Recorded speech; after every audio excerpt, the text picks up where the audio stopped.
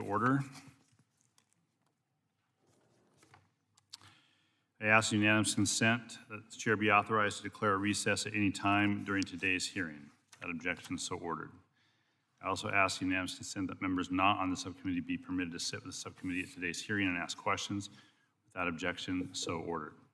As a reminder, please keep your microphones muted unless speaking. Should I hear any inadvertent background noise, I'll request the member by name, please, to mute your microphone. And as a reminder, to insert a document into the record, please have your staff email it to documentsti@mail.house.gov. And just as a further reminder for members in the hearing room, if you're speaking, you do not need to wear a mask. Otherwise, please wear a mask. I think that's actually a committee rule, but we've had pretty good cooperation here and look forward to further cooperation. So good morning and welcome to today's Aviation Subcommittee hearing titled 3 Years After Lion Air 610, FAA Implementation of the 2020 Aircraft Certification, Safety, and Accountability Act. Nearly 3 years ago, on October 29, 2018, Lion Air Flight 610 crashed into the Java Sea. Less than 6 months later, on March 10, 2019, Ethiopian Airlines Flight 302 crashed near Addis Ababa. These two tragedies ended the lives of 346 people. Victims included parents, children, teachers, friends, and humanitarians who deserved to arrive safely at their destinations, but never did. For nearly 2 years, victims' families tirelessly lent their support to necessary reforms to the Federal Aviation Administration's certification process to reduce the likelihood other families would experience such devastating loss. And I want to acknowledge and thank the victims' families for your presence here today in the hearing room and for your tireless advocacy. You and your loved ones remain at the forefront of this committee's oversight of the implementation of this important bill. I also want to acknowledge the hardworking women and men who go to work each day at the Boeing plant in Everett and Renton, who are proud of the product that they design, assemble, and build. They were and are distraught that the same product contributed to the deaths of so many and the grief of so many others.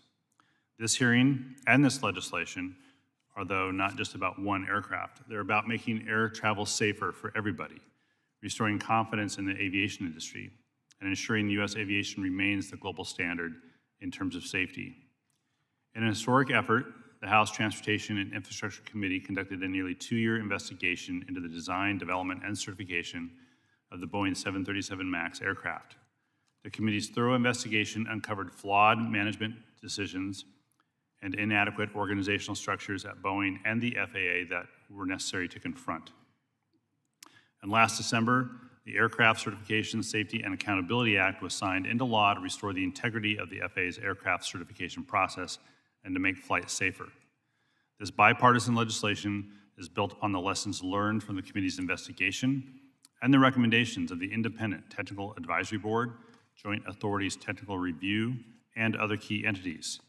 Among its provisions, the new law improves aviation safety culture by requiring aircraft and aerospace manufacturers to adopt safety management systems, to enhance transparency and accountability by requiring the disclosure of certain safety critical information related to aircraft, to the FAA, to address undue pressure on employees acting on behalf of the FAA, for example, extending airline whistleblower protections to U.S. aviation manufacturing employees, and requires sufficient evaluation of human factors in the certification process to ensure flight crews can do their jobs safely and effectively. As with any comprehensive legislation designed to reform a complicated system like the certification of aircraft, implementation should not be expected to occur overnight. However, the legislation lays out specific timelines for actions by the FAA to take place. The FAA has provided updates on some of these actions, but has not yet provided specific details on progress for many of the requirements. So today's hearing is an opportunity for the subcommittee to hear from the FAA on the status of these reforms, how the agency plans to implement them, and to identify any potential causes for delay. Today's witness is Steve Dixon, the FAA Administrator, and I'm pleased to welcome him today, and he has served in this role since August of 2019. Administrator Dixon, the past few years have been a tumultuous time in the agency's history. I appreciate you and your team's commitment to the implementation of the Aircraft Certification, Safety, and Accountability Act and your personal involvement in the review of the 737 MAX. So while I am encouraged by the agency's progress, though clearly there is much work to do. The U.S. is the leader in global aviation, and the FAA's actions in the U.S. have profound implications for passenger air travel around the world. It's vital the subcommittee carry out its responsibility to oversee the FAA's implementation of the critical reforms enacted under the Aircraft Certification, Safety, and Accountability Act. I look forward to today's discussion on how best to support the FAA's ongoing work to ensure the safety of the traveling public. With that, I'll now turn to Ranking Member Representative Graves of Louisiana for an opening statement. Thank you, Mr. Chairman. First of all, I want to thank you for holding this hearing. Secondly, and importantly, I want to join you in thanking the families for their relentless efforts to ensure that we never forget what happened in our pursuit of perfection. Mr. Chairman, this hearing is an opportunity for us to talk about what has happened since the awful crashes of the 737 MAX. It's an opportunity for us to talk about progress that's been made on the 2018 authorization bill and the progress that's been made on the Aircraft Certification, Safety, and Accountability Act that we worked together on. Mr. Chairman, this is all about assessing the accidents, determining the lessons learned. This is about making reforms, both administratively and in law. And this is about us holding folks accountable. And in that first one, as you well know, there have been dozens of assessments, reports, technical groups that have been pulled together, including the National Transportation Safety Board, to extract every lesson learned that could possibly be extracted. It's about ensuring that the FAA, using their administrative authorities, that they step up and make changes to their policies in an effort to ensure that we do not allow anything like what happened with the MAX to occur again. It's ensuring that those that perhaps did break the law, that they're held accountable. And I want to highlight that there was an indictment just last week showing that this was not entirely an administrative failure, that there were folks who actually broke the law and they are being held accountable. And Mr. Chairman, it's important for us to continue working together to not establish, but to maintain the gold standard that the FAA has in terms of global aviation safety, and maintain, not establish, but maintain the fact that the traveling by air is still the safest means of transportation. Mr. Chairman, I noted earlier that we did the 2018 authorization bill, and that bill still has dozens of provisions that are yet to be implemented. The Aircraft Certification, Safety, and Accountability Act that we worked on last year, that still has 35 provisions, or it has 35 provisions that must be implemented. Mr. Chairman, it is critical that we today learn from the FAA what steps have been taken in the implementation of the 18 Act and the implementation of the Act that we worked on in December of last year.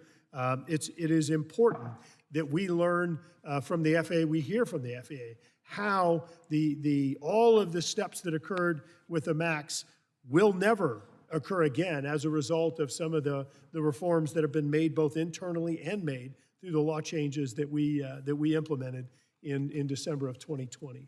I look forward to hearing from Administrator Dixon. I think that we still have some significant work to do over the coming months, and we must continue to strive for perfection. So, Mr. Chairman, with that, yield back. Thank you, Representative. We'll now turn to the chair of the full committee, Mr. Representative DeFazio from Oregon, who is online, I believe, on Zoom. Yep. Thank you, Mr. Chairman. I'm a little limited. I just had back surgery, so I'm here at the office. You know, the most damning thing that came out of our extraordinary investigation, and I thank all the staff who did unbelievable work on the most in-depth most serious investigation ever done by this committee, one of the 2 or 3 oldest in Congress, was that FAA and Boeing were compliant. Now, how can you be compliant when 346 innocent people died in crashes because of a system which was developed by engineers?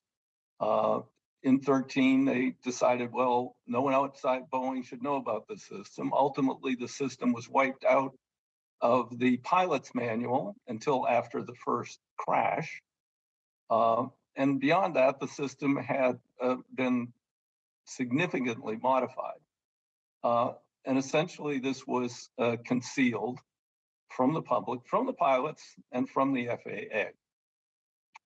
That can never, ever happen again. And we have seen to it in the legislation we passed, which we want to see fully and quickly implemented, that any novel, new things on the plane, anything that can take control without pilot command, will be fully disclosed and known and examined to be certain that it's safe. Now, there's been one indictment. This started at the top in Boeing. It started in the executive suites, in the boardroom. We got to rush this plane out the door to compete with Airbus, or we're going to lose sales. Big chart, countdown clock. They put pressure all the way down the line. As Rick said, we have in the Seattle area the best engineers and aircraft mechanic and workers in the world. Unfortunately, Boeing, to save money, decided, gee, let's go down to the south where we don't have to have unions. And they've been having some pretty extraordinary quality problems down there. There weren't quality problems except for rushing the line in Renton. And we heard about those from one of the production managers. And the fact is that they also concealed that a Boeing test pilot, fully conversant and knowledgeable of the system, knowing it was going to trigger, could not recover the plane within 12 seconds, meaning you were going to go in. That was concealed. And the fact that one person has been indicted, Boeing is slapped with a fine that's insignificant in terms of their revenues. I'm concerned that we haven't seen a major change in the culture there. And that's why we're mandating, can you imagine, a company the size of Boeing didn't have a safety management system in place. That's pretty extraordinary. I know little tiny manufacturers that have such systems in place to make things nowhere near as critical as airplanes. That's one of the things in our bill that must be implemented as soon as possible. I see the timelines drag out 1-2 years. I get pretty tired of this process, particularly when lives are at stake, potentially at stake. And I want to hear today what we're going to do to expedite the most critical parts of the legislation we passed, fully bipartisan, through the House, through the Senate.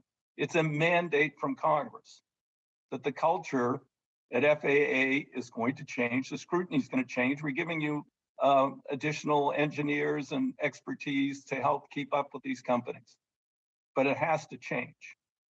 And the fact that as Rick also mentioned, we have things that were supposed to be self-executing, pretty damn clear in the law. The flight attendants duty time, I'm glad it burped out of FAA. It seems every time we hold a hearing, I think I'm going to start holding a lot more. Out comes something we've been waiting for. So we finally got the flight attendant duty time only, let's see, it was November 4th, 18, self-executing law.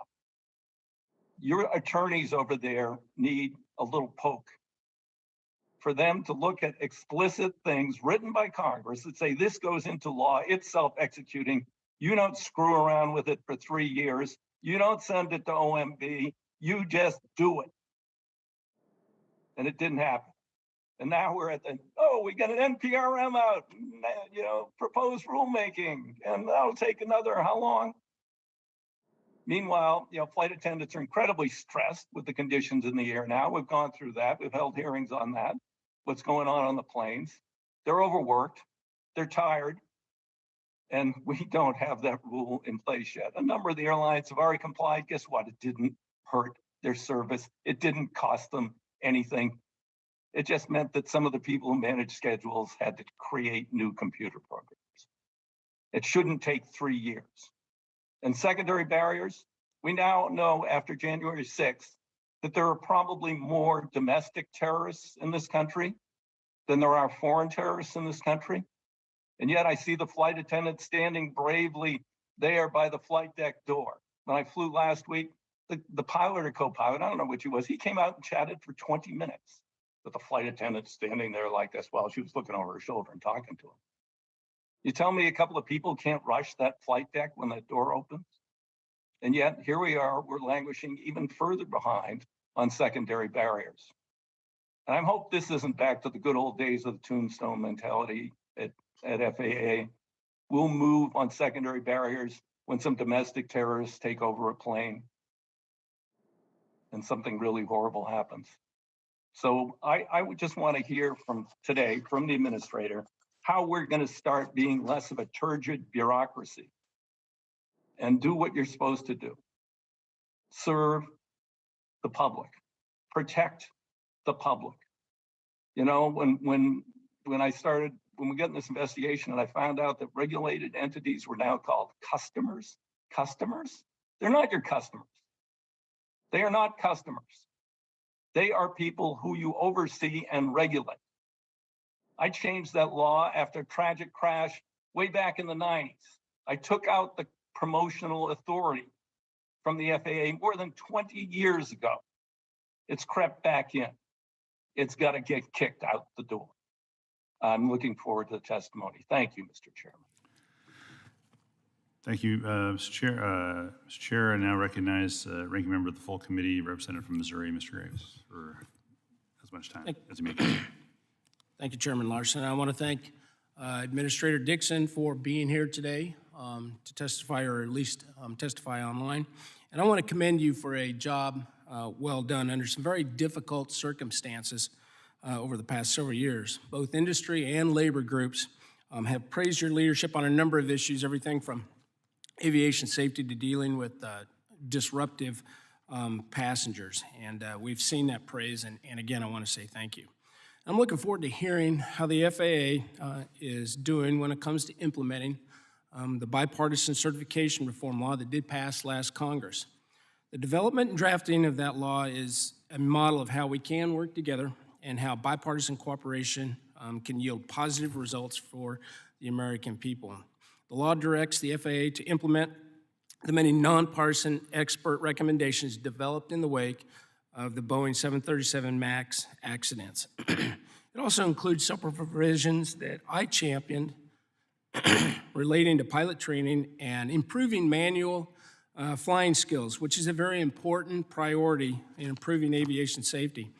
Less than a year has passed since the law's enactment, but the urgency of the changes required demand that Congress do keep a close eye on the FAA's progress. And this hearing is also a good opportunity to hear from you on other FAA initiatives and policies, activities. There's a number of issues concerning issues that are related to general aviation safety that I am going to be looking for some answers on. Specifically, I'd like for you to address the FAA's recent changes to the long-standing flight training guidance that has created a lot of confusion and a lot of concern out there in the pilot community. These changes have a very negative impact on safety, and they create an unnecessary paperwork burden on both instructors and on the FAA for that matter. So I hope that you'll take a little bit of time today to address these pressing safety issues. And while we're on the topic of pilots, I want to again make very clear my very strong opposition to the sweeping, indiscriminate vaccine mandate that this administration is pushing on commercial airlines.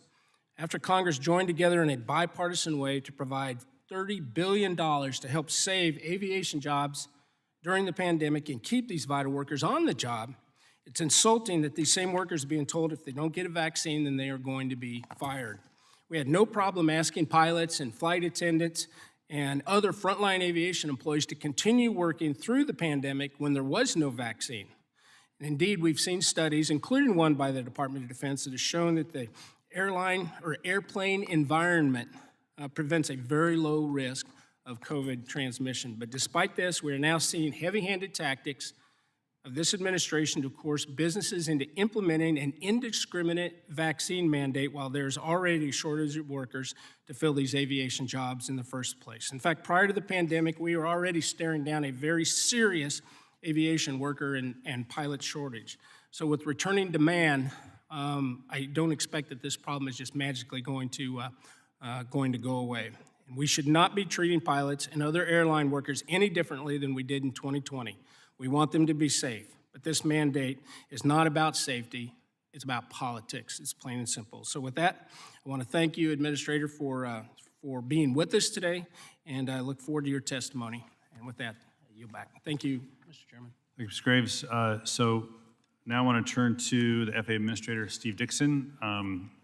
I'd let the FAA know that you could have up to 10 minutes since you're the only one testifying today. I understand you won't take that, but I don't want you to feel constrained by the 5-minute timeline, so you can get your comments in for us before we head to questions. So with that, I'll recognize Administrator Dixon for his opening testimony. Administrator. Thank you, Chair Larson. And good morning, Chair DeFazio, Chair Larson, Ranking Member Graves, and Ranking Member Garrett Graves, and members of the subcommittee. Thank you for the opportunity to discuss the FAA's approach to aviation safety oversight, as well as our efforts to strengthen the aircraft certification process. Safety is a journey, not a destination. And we are constantly evolving as a regulator and as an air navigation services provider to deliver the safest and most efficient aerospace system in the world. Now, one of the first things that I did as FAA Administrator was make it clear that we are the regulator, and I reset the relationship with Boeing. I said that we would continue to exert a high level of scrutiny, and that continues to this day. I've made it clear that we're raising the bar on safety externally and internally. We're asking ourselves the hard questions, and we're asking them of those that we regulate. We will not accept the status quo. Now, we're committed to improving the robustness of the certification process, including our oversight of the functions that we delegate to aircraft designers and manufacturers. And to that end, we embrace reform, and we are focused across the agency on continuous improvement. I'll discuss a number of initiatives that we have underway and the work that we have completed to address this goal, as well as to implement the requirements of the Aircraft Certification Safety and Accountability Act. But first, I want to take a moment to repeat my commitment and my thanks to the families of the victims of the Ethiopian Airlines and Lion Air accidents, and to this committee that we at the FAA are constantly working to ensure that the lessons learned from these accidents are resulting in a higher margin of safety for the aviation system around the world. In the nearly 3 years since these tragedies, we have made tangible and lasting safety improvements to the global aviation system, in part from the input and direction that we have received from the Congress and this committee. And as was noted earlier, there is much more to be done. The Act has more than 100 unique requirements that we're implementing to make aircraft certification and safety oversight more holistic, systematic, transparent, and effective. I can say with confidence that we are doing more for certification oversight, and we are doing it more systematically since this time last year. For one, we are delegating fewer responsibilities to manufacturers, and we're demanding more transparency from them. We continue to value their technical expertise as we prioritize our oversight to focus on safety critical areas. The FAA is also revising guidance and criteria used for determining significant changes so that proposed changes to an aircraft are evaluated from a whole aircraft system perspective, including the human interface elements. We are promoting the use of safety management systems, or SMS, where safety issues are actively looked for and identified, and then the root cause is addressed. And as part of this rulemaking, we will also evaluate potential SMS requirements for repair stations, certificate holders that conduct common carriage operations under Part 135, and certain air tour operators under Part 91.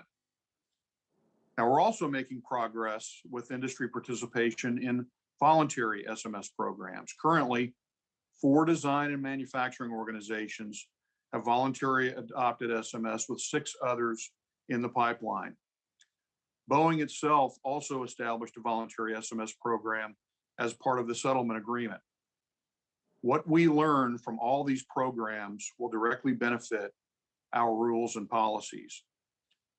The FAA has initiated a rulemaking to standardize regulations and guidance for conducting system safety assessments on transport category airplanes.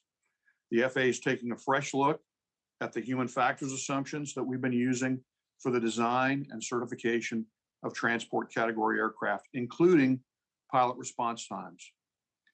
We are actively expanding our portfolio of data collection and analytics tools so that we can more effectively share safety data within the FAA and also among industry stakeholders and international partners. Data is key to the early identification of potential hazards and safety problems. And per the Act, we have a new contract with the Transportation Research Board that will help us discover emerging safety trends in aviation.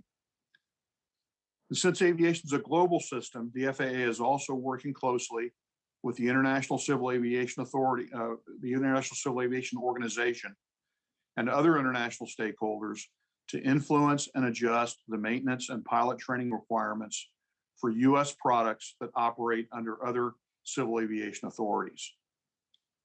Chair DeFazio, Chair Larson, Ranking Member Graves, and each member of the committee, as you can see, the FAA is fully committed to a thorough and complete implementation of the Aircraft Certification, Safety, and Accountability Act. We approach all of this work with tremendous humility, and we do not take safety for granted. However, we're not just doing this work because you have directed us to do it.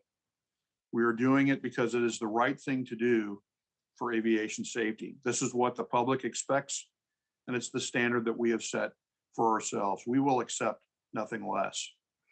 Thank you again for your support and your direction. And now I'm happy to answer your question. Thank you, Administrator Dixon. I will now turn to member questions and first recognize myself for 5 minutes. Administrator, for some of the rulemaking, the FAA has been taking a policy guidance document approach as opposed to a rulemaking process. As rulemaking and regulatory actions are more institutionalized, is there a consideration of making policy guidance documents into rules or regulations? Should this committee be concerned, in other words, about the flexibility of policy guidance documents and whether they're going to be around in the future versus taking a rulemaking process that will institutionalize these the direction?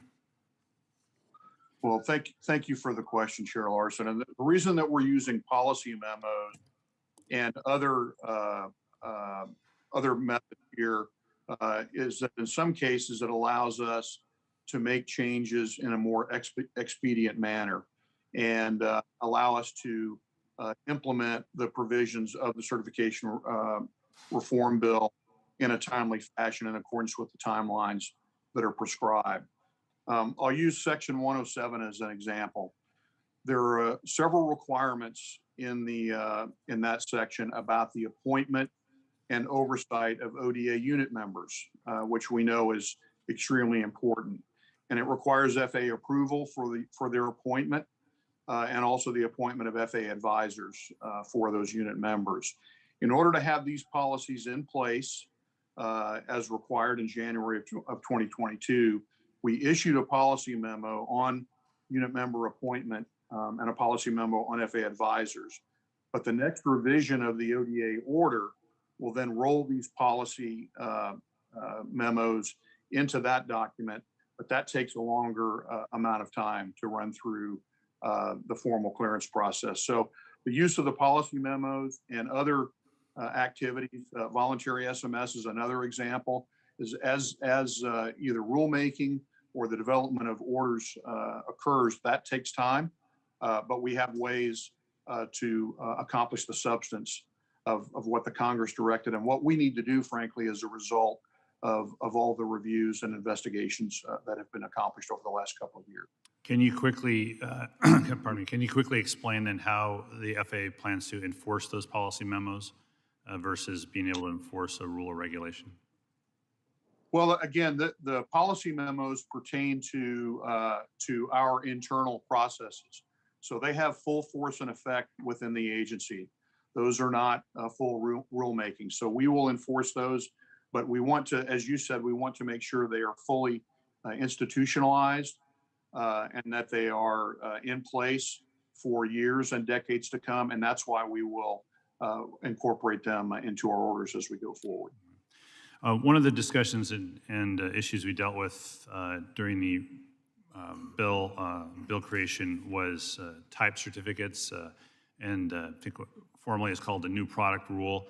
I think I made a note to myself to call it a stale type certificate. The 737 type cert was nearly 50 years old when the FAA amended it to add the 737 MAX 8. But the bill requires you all to consider whether there's a point at which FAA needs to deliver or to declare that a type cert is too old, or to amend a new derivative and require the manufacturer to apply for a new type certificate. Have you begun that assessment yet? If you have, when will you complete it? If you haven't, when will you begin? Well, the short answer, Chair Larson, is yes.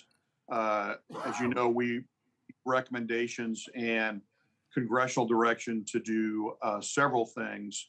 One of them was an independent study and some recommendations on type certification reform, and also issue new rules and guidance as necessary to execute on type certificates. This all falls under the broad umbrella of what we call the changed product rule. And that is harmonized with the other states of design internationally. So there's not only an FAA work that needs to be done, but as we do that, it has to be done in coordination with international authorities to make sure that certifying and validating authorities are having the same approach around the world. So with respect to the study, we have already tasked MITRE to complete the study, and in the meantime, we are conducting internal review of the applicable rules and also working with our international partners. We have chartered and actually the International Authority Change Product Rule Working Group began to meet this summer, had their first meeting in July, and they're meeting on a regular basis. That team's work to date has focused on identifying gaps and lessons learned to formulate specific recommendations for improvement. They will give us their report and recommendations by the middle of next year, and then we'll have consistency around the international community. Thank you. I'll now turn to Mr. Graves of Louisiana for 5 minutes. Thank you, Mr. Chairman. Administrator Dixon, I appreciate you giving us an update on the certification, on implementation of the certification bill. I want to make note, I said earlier that we have a number of outstanding mandates that are required under the 18 Authorization Act. The 2016 extension has some outstanding issues that have not been addressed. It's confusing to me to see how the FAA has chosen some, I guess, discretionary projects to move forward on, like airport SMS rulemaking or reorganization of the UAS Integration Office, rather than prioritizing some of the mandates in the law from 2016, 2018, or the December 2020 Act. Can I get your commitment today that the FAA will no longer view some of the mandates in law as suggestions, and you will prioritize the implementation of those over some of these discretionary projects? Ranking Member Graves, I want to make it very clear to you and the leadership of the committee and all the members of the committee and the Congress that the FAA is absolutely committed, and I am personally committed to accomplishing everything that the Congress has required us to do. Most of the issues where we see extended timeframes have to do with full notice and comment rulemaking, and there have been a few examples already raised on that this morning. In terms of the overall 5-year reauthorization, we have currently accomplished, as of this morning, 191 out of 300 of those mandates. So we're running at about 63%, about 3 years in. About a quarter of those remaining are the rulemakings, which have extended timelines in many cases, depending on the complexity of the issue. But I absolutely respect the role of Congress, and we take that direction extremely seriously. I push my team very hard on this. In fact, when I arrived at the agency, some of the first questions that I asked about was why some of these things are taking so long. Administrator, I've got a few other questions. If I can just get a commitment from you that the law is going to be prioritized over these discretionary projects, that would be great. We will always prioritize the mandates that we have from Congress. Yes. Thank you, Administrator. Administrator, earlier this year, full committee ranking member Sam Graves and I sent you a letter regarding some concerning comments out of EASA. Specifically, the Director General Key said, quote, that they were moving away from the established practice of relying on the FAA for certification of U.S. aircraft. As you know, and as indicated in our letter, this does violate some of the bilateral agreements. In the response that you sent us, you indicated that you would be monitoring some of the EASA activities to determine if there were any violations of that agreement. I just wanted to ask quickly if you've seen anything out of EASA that appears to violate the BASA, the bilateral agreement we have with the Europeans. The short answer is I have not seen any violations of the bilateral agreement. It continues to be foundational to the relationship that we have, and that was reinforced this summer.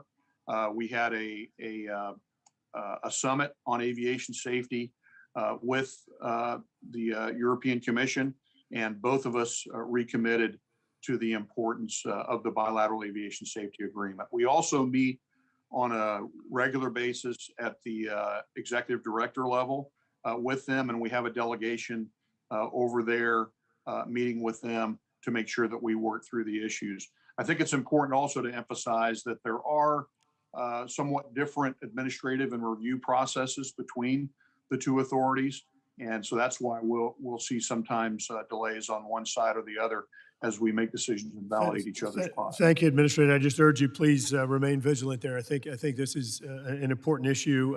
Changing gears a little bit, in the FAA's 2022 budget proposal, there are several actions related to the reorganization of the FAA's Office of Investigations and the Office of Investigations and Personal Responsibility, or OPR. The only action that was in the certification bill is directed the FAA to rename the office.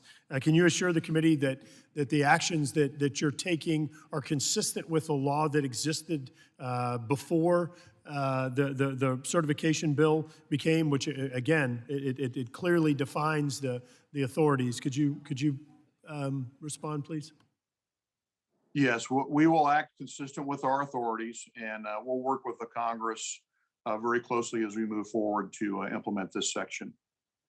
Thank you. And I'm out of time, so I just want to quickly state for the record that it was not Congress's intent to transfer primary investigative authority for whistleblowers retaliation to the Office of Audit and Investigations, or AAE. Instead, as the law clearly states, AAE may investigate allegations of whistleblower retaliation only if another office like OPR, the Inspector General, or the Office of Special Counsel refers to them. In the interest of time, I'm going to yield back and convert this into a question for the record, but I did want to make that clear in the record of the hearing. Yield back. So noted. Chair now recognizes the Chair of the full committee, Mr. DeFazio of Oregon. Thank you, Mr. Chairman. Appreciate the opportunity. Mr. Administrator, I'm just curious. I mean, what happens if you ignore your lawyers. I mean, who's going to sue you? We said flight attendants was going to be done by November 5th, 2018. And here we are in a notice of proposed rulemaking, which finally has emerged from the bowels of the agency 3 years later. I mean, you ignored the specific mandate of Congress at the behest of your lawyers. I mean, I can't reconcile that. Well, Chair DeFazio, I do not ignore the mandate of Congress, as I said a moment ago. I take it extremely seriously, and I want to tell you very candidly that I share your frustration. And but we have a process that we have to follow. It has to be legally defensible, and we have not been relieved of the requirements of the Administrative Procedures Act. And there are a lot of things that I would like to have move forward. The flight attendant rest is more straightforward than secondary barriers, but I share your frustration, and I want you to know that I am absolutely committed to continue to push my team and to move forward as quickly as we possibly can to get these provisions into our regulations. Well, then maybe Congress needs to look at the Administrative Procedures Act and put in exceptions for, health and safety that can be taken by administrators of the various agencies. So, thanks. The 2019-20 survey of the Aviation Safety Office, I was happy to hear you say the word earlier, regulator. I assume we've dropped the customer stuff. But those were very disturbing findings. It said 49% disagreed statement. FAA makes data-driven decisions about safety regardless of external pressure. Some quotes. The industry just keep going up the chain until they get the answers they want, which we saw with the MAX. They would go to management, even having lost 2 appeals in the Seattle office. Don't rock the boat with Boeing. It feels like we're showing up in a knife fight with Nerf weapons. It's a challenge to be an equal match with Boeing in the meetings and conversations. Has that all dramatically changed, hopefully? Well, again, I know that predates you, but I'm just saying, do you get out there, meet with your employees, say, how's it going? Are you feeling pressure? How are you dealing with Boeing? We've had subsequent problems with Boeing on the 87 and for further problems on the 37 and, et cetera. So I just want to know that is really history. Chair DeFazio, I would say that cultural issues always require attention. And my people, you talked about the dedicated career professionals at the FAA. I could not be more proud of them. And as recently as yesterday, I communicated that I have their back when it comes to safety and when it comes to making the safety decisions that they need to make. I am hearing through various means that the employees feel supported and empowered in ways that they have not in a long time.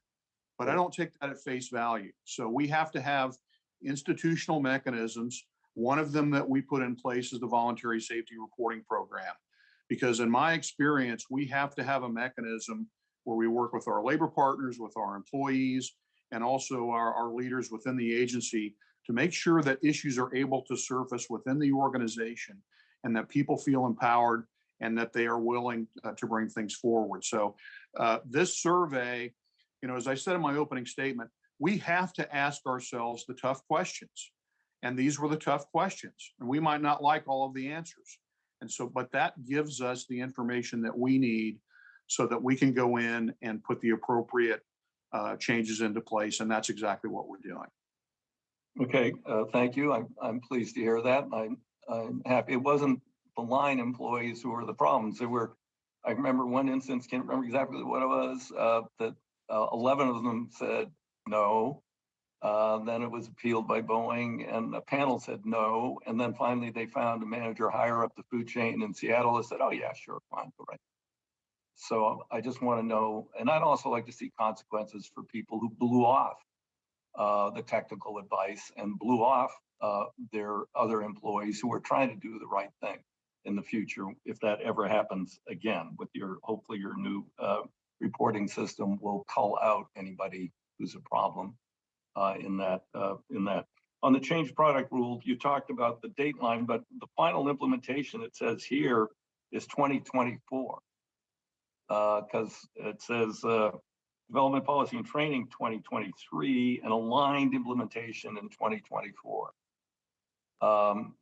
Does that mean that we can't do it before then? Well, there will certainly be, in terms of fully institutionalizing it and so that it is sustainable practice around the world with all the aviation authorities.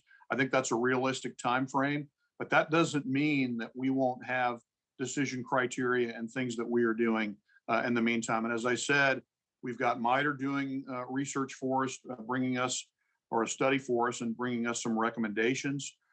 We are seeking out and having discussions with other authorities around the world.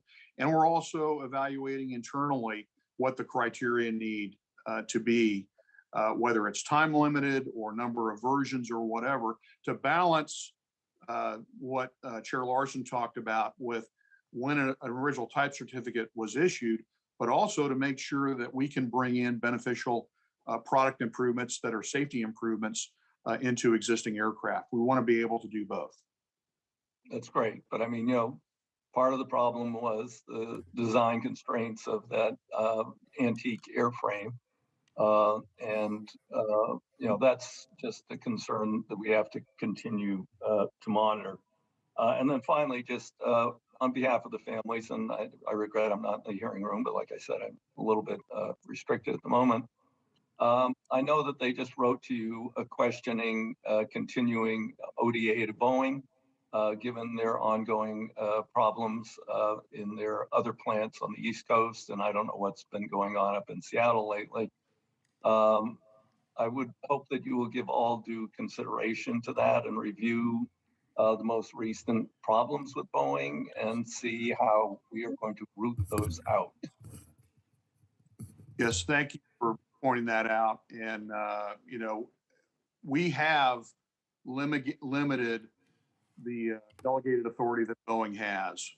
And as you know, we have restricted or withheld Boeing's ability to issue airworthiness certificates for the MAX. We've also limited delegated functions for critical design features on the 777-9 and the 737-10 certification projects. And again, I would just point to the fact that when I came on board as FAA administrator almost 2.5 years ago now, the first thing I did was reset the relationship with Boeing. That happened within the first couple of months once I saw what was going on. And I've made it clear to them continually that we will continue to exercise a high level of scrutiny.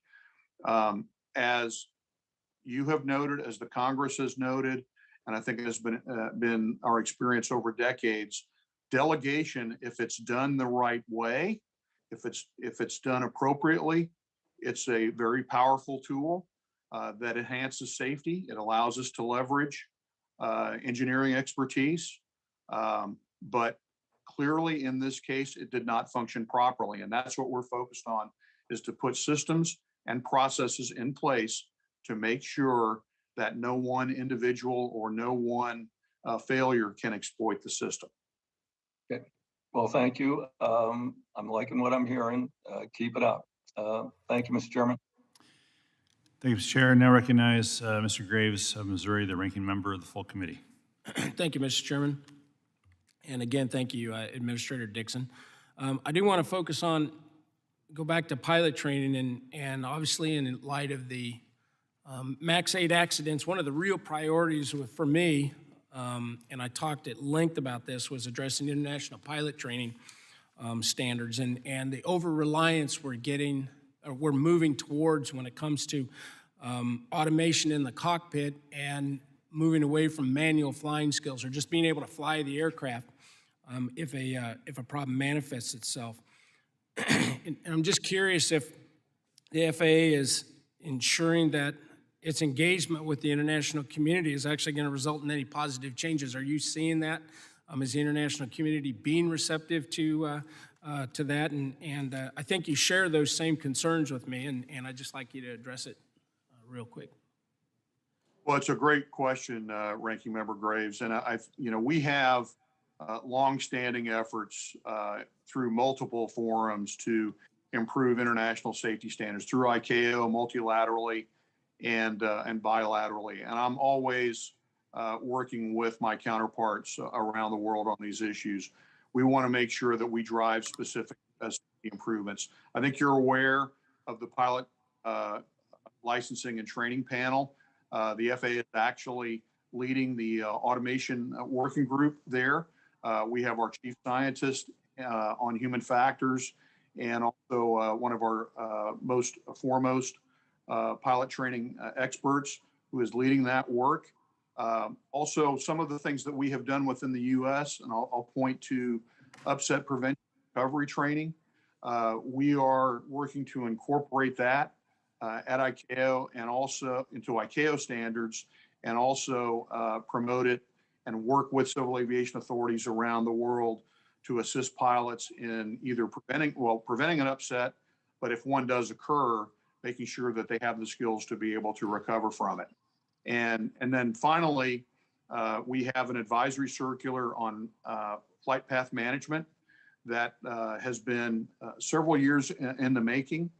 It includes topics on guidance on manual flying skills, managing automation, and active pilot monitoring.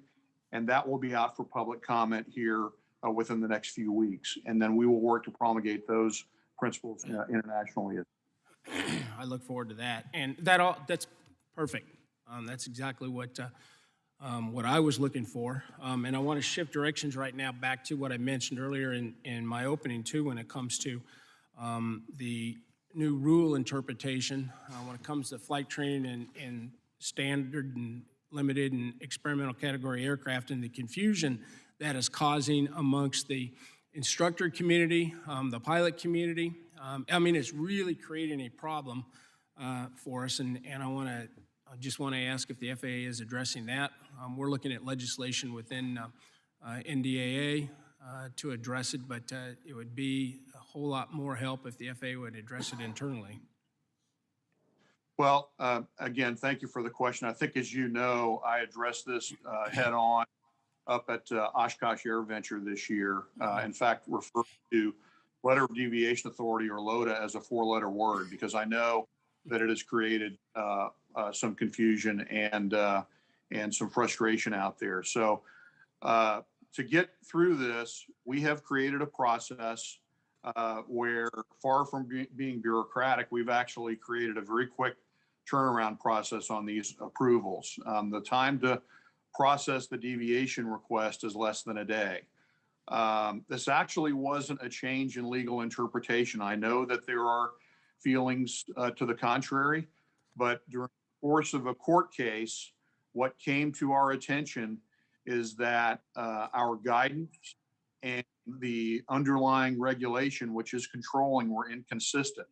And so we had to update that guidance. And we are going to update the rules to address the inconsistency permanently.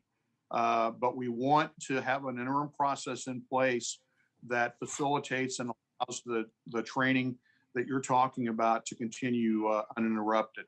So we're going to continue. We will continue to work with you, I promise, on this issue. I want to make sure, though, that we're really talking about something that's very narrowly focused.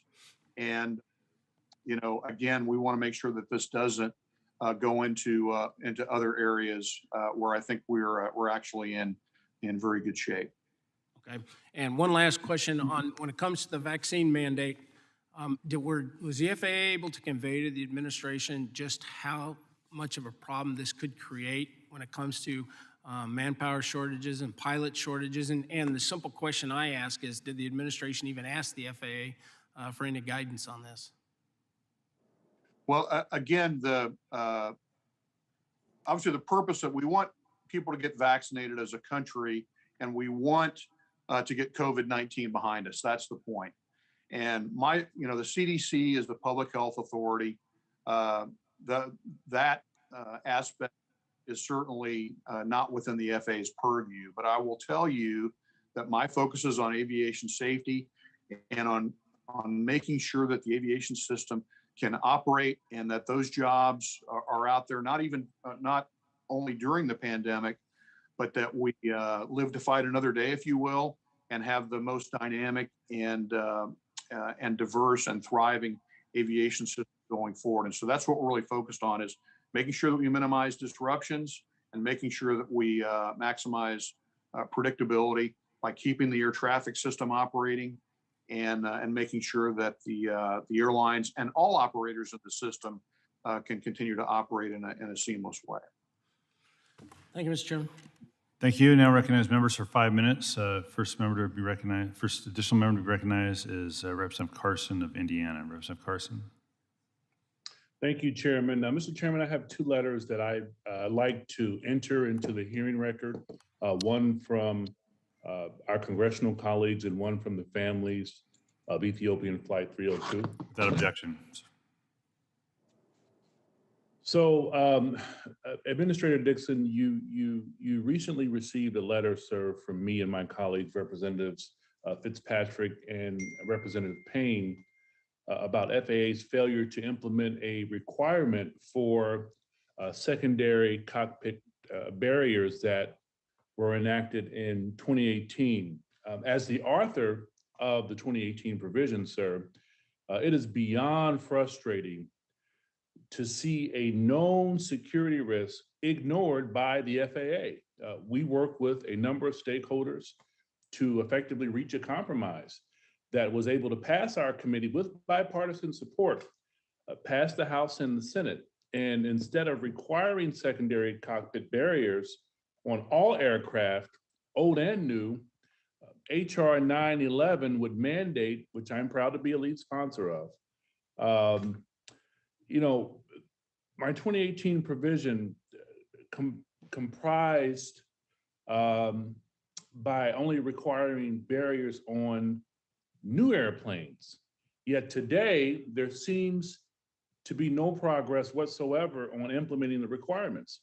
Mr. Administrator, please tell me why there hasn't been any progress to install secondary barriers. In our letter, we asked for some details in writing, and we've yet to receive that information. And when can we expect to receive this information? Well, thank you for the question, Congressman. I will reiterate the same comments that I made to Chair DeFazio to start, is that I want this to happen more quickly, and we are absolutely committed to implementing the requirement for secondary barriers on a transport category aircraft. We do have rulemaking, notice and public comment rulemaking that we have to do. Also, even though there had been a study a number of years ago conducted by RTCA, it did not define the necessary technical requirements for manufacturers to install these barriers. So last year, we conducted an aviation rulemaking advisory committee to get us that technical detail. We have that now, and we are using it to inform and incorporate into our rulemaking process. So I'm happy to follow up with you personally on where we go from here.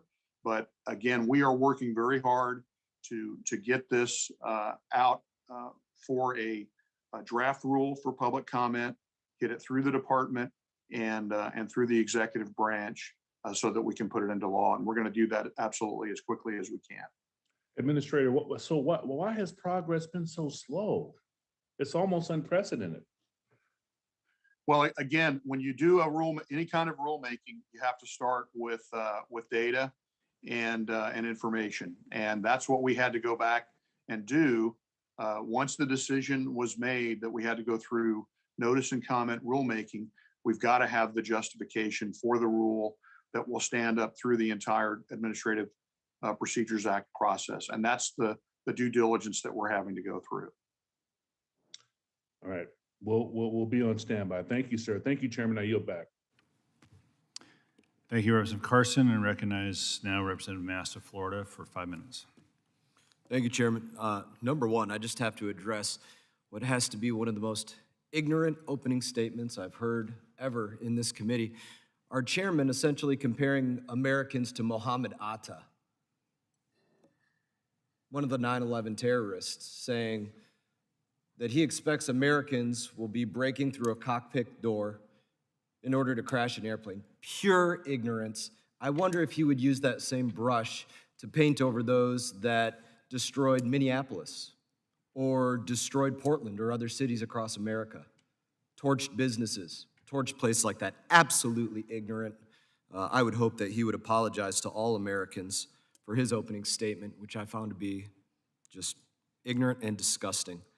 I'm going to use the remainder of my time to ask an open-ended question to you, Mr. Administrator. And I'm going to ask for your creativity on this.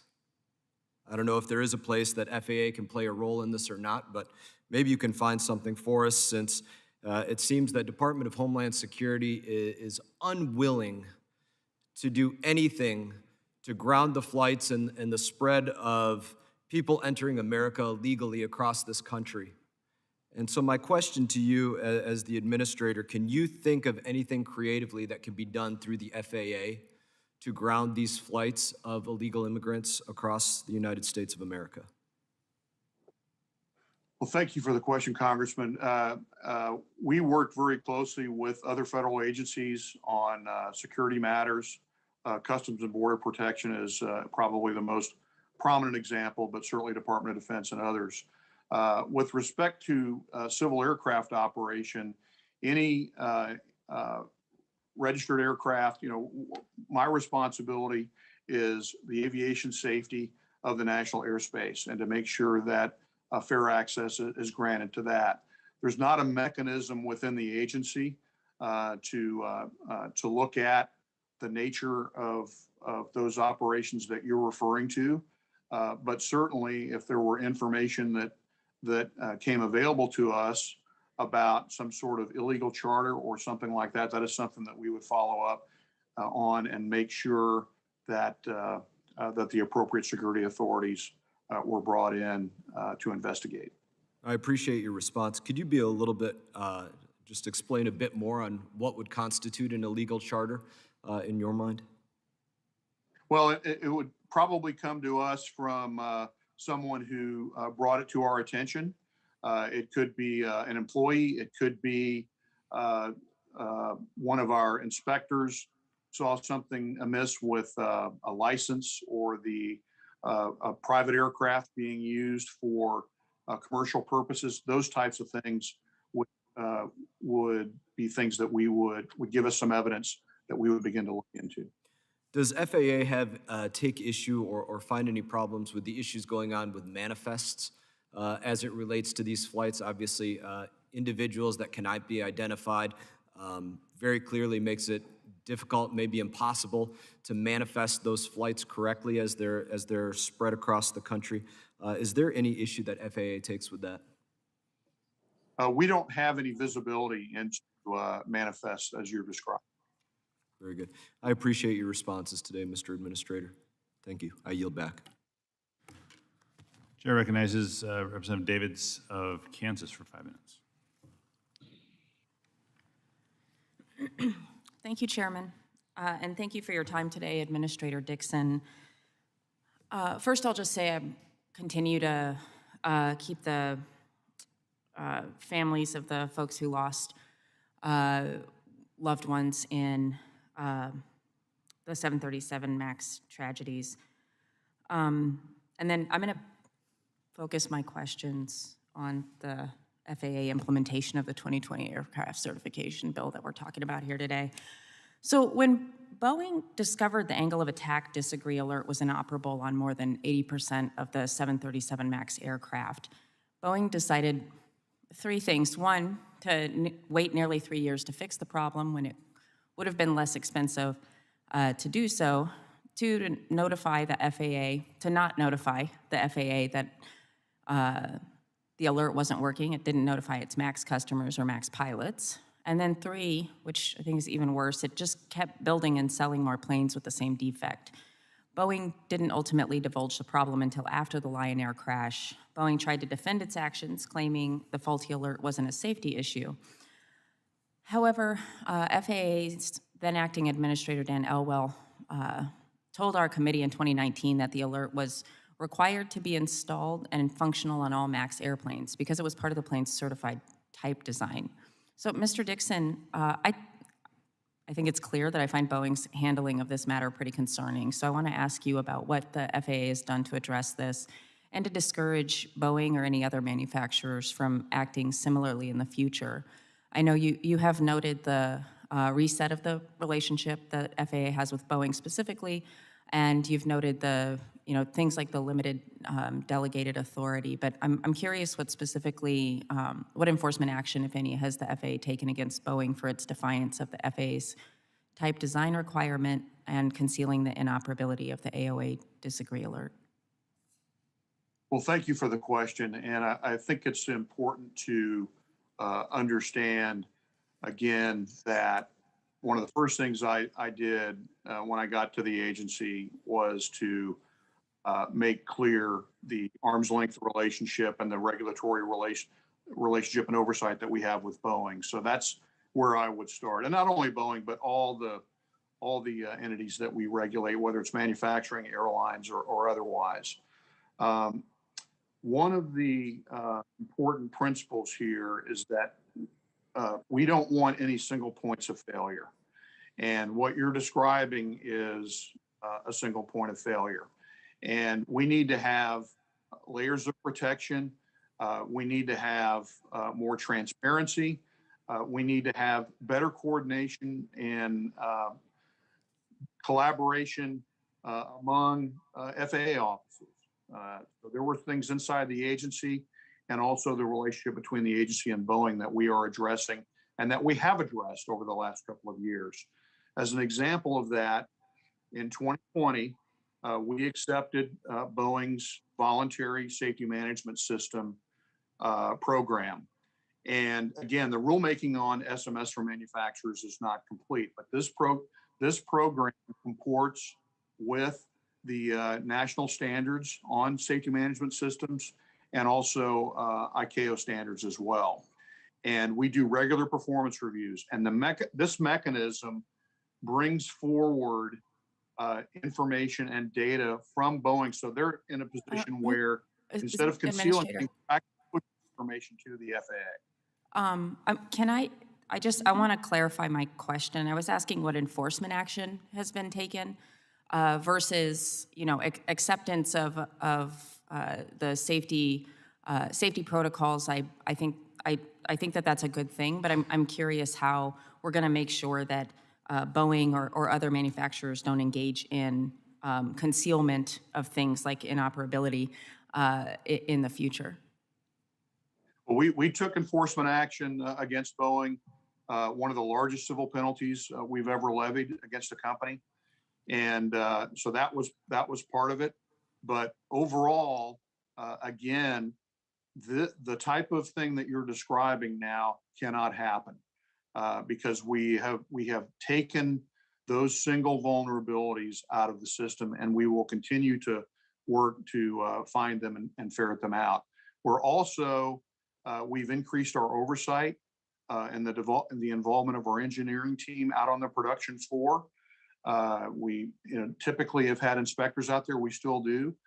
We've increased our engineering staff presence, and we are seeing differences in behavior where we've seen Boeing actually stop production when it come up. So again, this is something we need to stand. Thank you, Administrator, and I yield back, Chairman. Thank you. Chair recognizes Representative Van Dyne of Texas for 5 minutes. Great, thank you very much. Good afternoon, Administrator Dickens.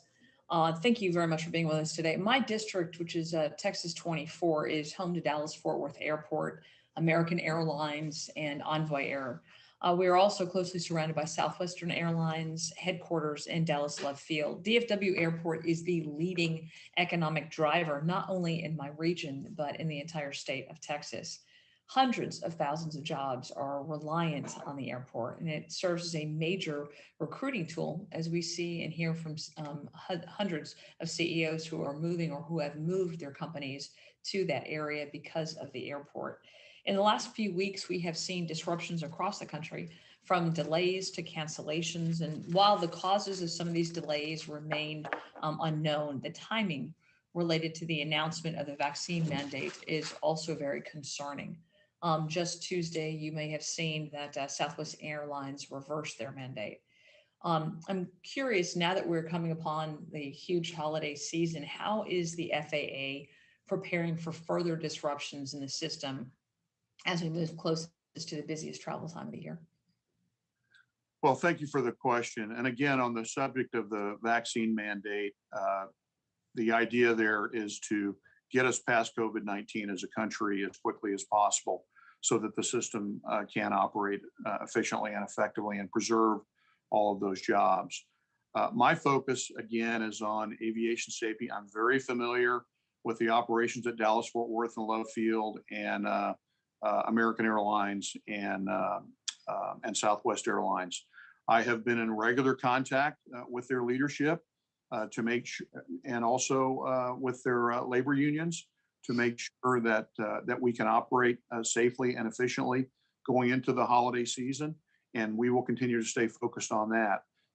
The part of what's going on here is the changes in consumer preferences and kind of the guardrail to guardrail capacity issues that we saw in the system require some time for airlines to get their fleets and their workforces aligned so that they can be responsive to consumer demand. And we are doing everything that we can to make sure that the aviation system, the air traffic control system, stays open for business so that Thanksgiving and Christmas travel and really travel every day can continue unfettered and uninterrupted, because it's a huge part of our economy and it's a service that we provide to the public. I mean, it is absolutely a huge service to our economy.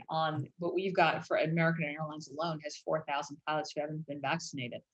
I know that your purpose and focus is on preserving jobs, but what they're facing is right before the holiday season is actually having to be forced to lose their jobs. Have you had or sought input from pilots or from air traffic control about the vaccine mandate? I'm in constant contact and regular contact with labor leaders around the industry and also with our unions within the FAA. So I think you have sought input from pilots and from air traffic controllers.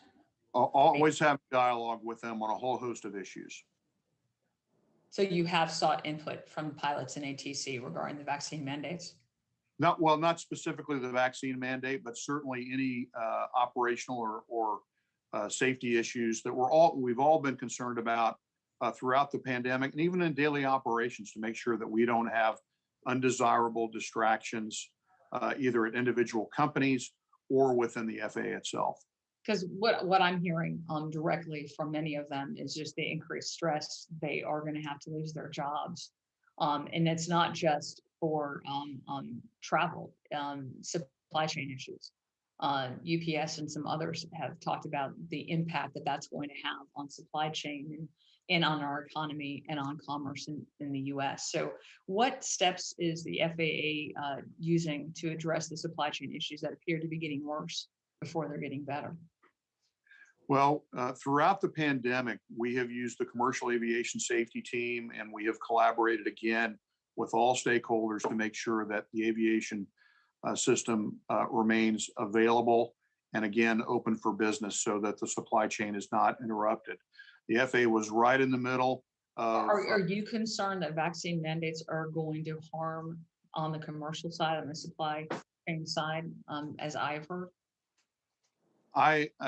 I don't have specific concerns there. Those are between those employees and their employer. What I'm concerned about is to make sure that regardless of whatever the distraction is, whether it's a company going through a merger, whether it's challenges that people are having in their personal life or otherwise, that we're able to focus on flying the airplane operating Representative, time's the traffic expired. system and being Thank able you to very much. operate the aviation system efficiently. Chair recognizes Representative Kahale of Hawaii for 5 minutes.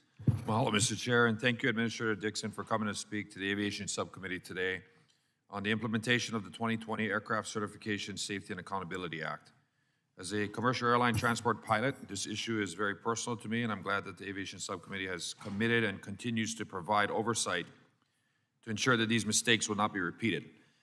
As part of the committee's investigation into the 737 MAX, we learned about multiple troubling instances where Boeing's authorized representatives, who are supposed to be acting on behalf of the FAA and ultimately the public, signed off on plans that clearly prioritize Boeing's focus on production and profits and not safety. For example, when Boeing discovered that the angle of attack disagree alert wasn't functioning on more than 80% of 737 MAX airplanes after the MAX was already in commercial service, Boeing decided to wait nearly 3 years to fix the problem so that it could save money by doing the fix as part of its planned rollout of the 737 MAX 10. And authorized representatives ultimately agreed to Boeing's plan to delay the fix. Or when Boeing convened a meeting back in 2013 to assess whether it could downplay the significance of MCAS to regulators so that Boeing could avoid additional regulatory scrutiny and additional pilot training requirements, an authorized representative agreed with Boeing's plan to limit use of the term MCAS externally outside of Boeing to both regulators and customers, and instead communicate this known issue externally as an additional or as an addition to speed trim. And I want to quote from the summary report where the Boeing authorized representative concurred with Boeing's plan regarding its description of MCAS, and in a summary of that meeting, which was part of an internal Boeing email, and I quote, "This will allow us to maintain the MCAS nomenclature while not driving additional work due to training impacts and maintenance manual expansion." So the first of my two questions are, Administrator Dixon, is as the FAA implements the Aircraft Certification, Safety, and Accountability Act, what is the FAA doing to ensure that its authorized representatives prioritize the safety of the flying public over the financial bottom line of the industry? Well, this is a great question, actually right at the point that I talked about earlier. We are monitoring actively ODA holder accountability to program requirements so that these things cannot happen again. And what you're referring to, undue pressure or under the broader rubric of interference, is a special emphasis area. And it is a particular focus of our investigations and our oversight, not only of Boeing, but of all manufacturers that have an ODA. So we have conducted interviews with Boeing employees. There's correspondence that we can certainly make available to you if you haven't seen it already, to make sure unit members are conducting their duties and are not under pressure from the company to be able to comport to timelines or to conceal. Also, under Boeing's safety management system, one of the things that they have done is they are conducting a safety risk management process to systematically assess everything that's happening in those interactions with the agency to root out and address and be able to identify and eliminate any interference in that relationship. We're also in the process, and this gets back to my opening answers to Chair Larson. We are institutionalizing this guidance in order that governs our ODA oversight to make sure that it's got as much strength as it possibly can have. And we're issuing some clarifying policy this fall. We're also, as you know, in the legislation, we are approving individual unit members, and we are appointing unit member advisors from the agency for every unit member of an ODA. So there will actually be those direct connections within the agency. All of those things are designed to eliminate any kind of barriers to communication between Boeing and FAA. Quick yes or no question. Can we have your commitment that the FAA will ensure that companies can't misuse authorized representatives again in the future to sign off on design and development plans that downplay any potentially deadly new systems to regulators? Yes, Thank you. absolutely. Thank you. The chair now recognizes Representative Steele of California for 5 minutes. Thank you, Mr. Chairman, and thank you, Mr. Ranking Member Graves, and thank you, Administrator Dixon, for coming out today. You mentioned that it is imperative for the FAA to accelerate and expand the deployment of new technologies in order to reduce barriers and actively promote innovation that enhances safety and efficiency. And that's really important. But we need accountability when it comes to the future of aviation noise. My district is home to John Wayne Airport, which is a world-class airport, and it is also close to Long Beach Airport. I cannot stress enough how important it is for you and the FAA to meet with local communities to discuss the issues with the aviation noise. We tried to set up some of the meetings, and I even had a very hard time to put your employees and these community leaders to discuss about the noise issue. We must meet with them outside of the formal roundtable process and on a regular basis. My constituents feel ignored by your administration, and FAA Ombudsman has not adequately engaged with the community as of now. The FAA needs to work with manufacturers to prioritize safe, clean, equitable solutions to the complex and nuanced issue of the aviation noise, because for them, aviation noise, actually for us, noise and environmental issue are the most important part when you still, you have your airport in your district.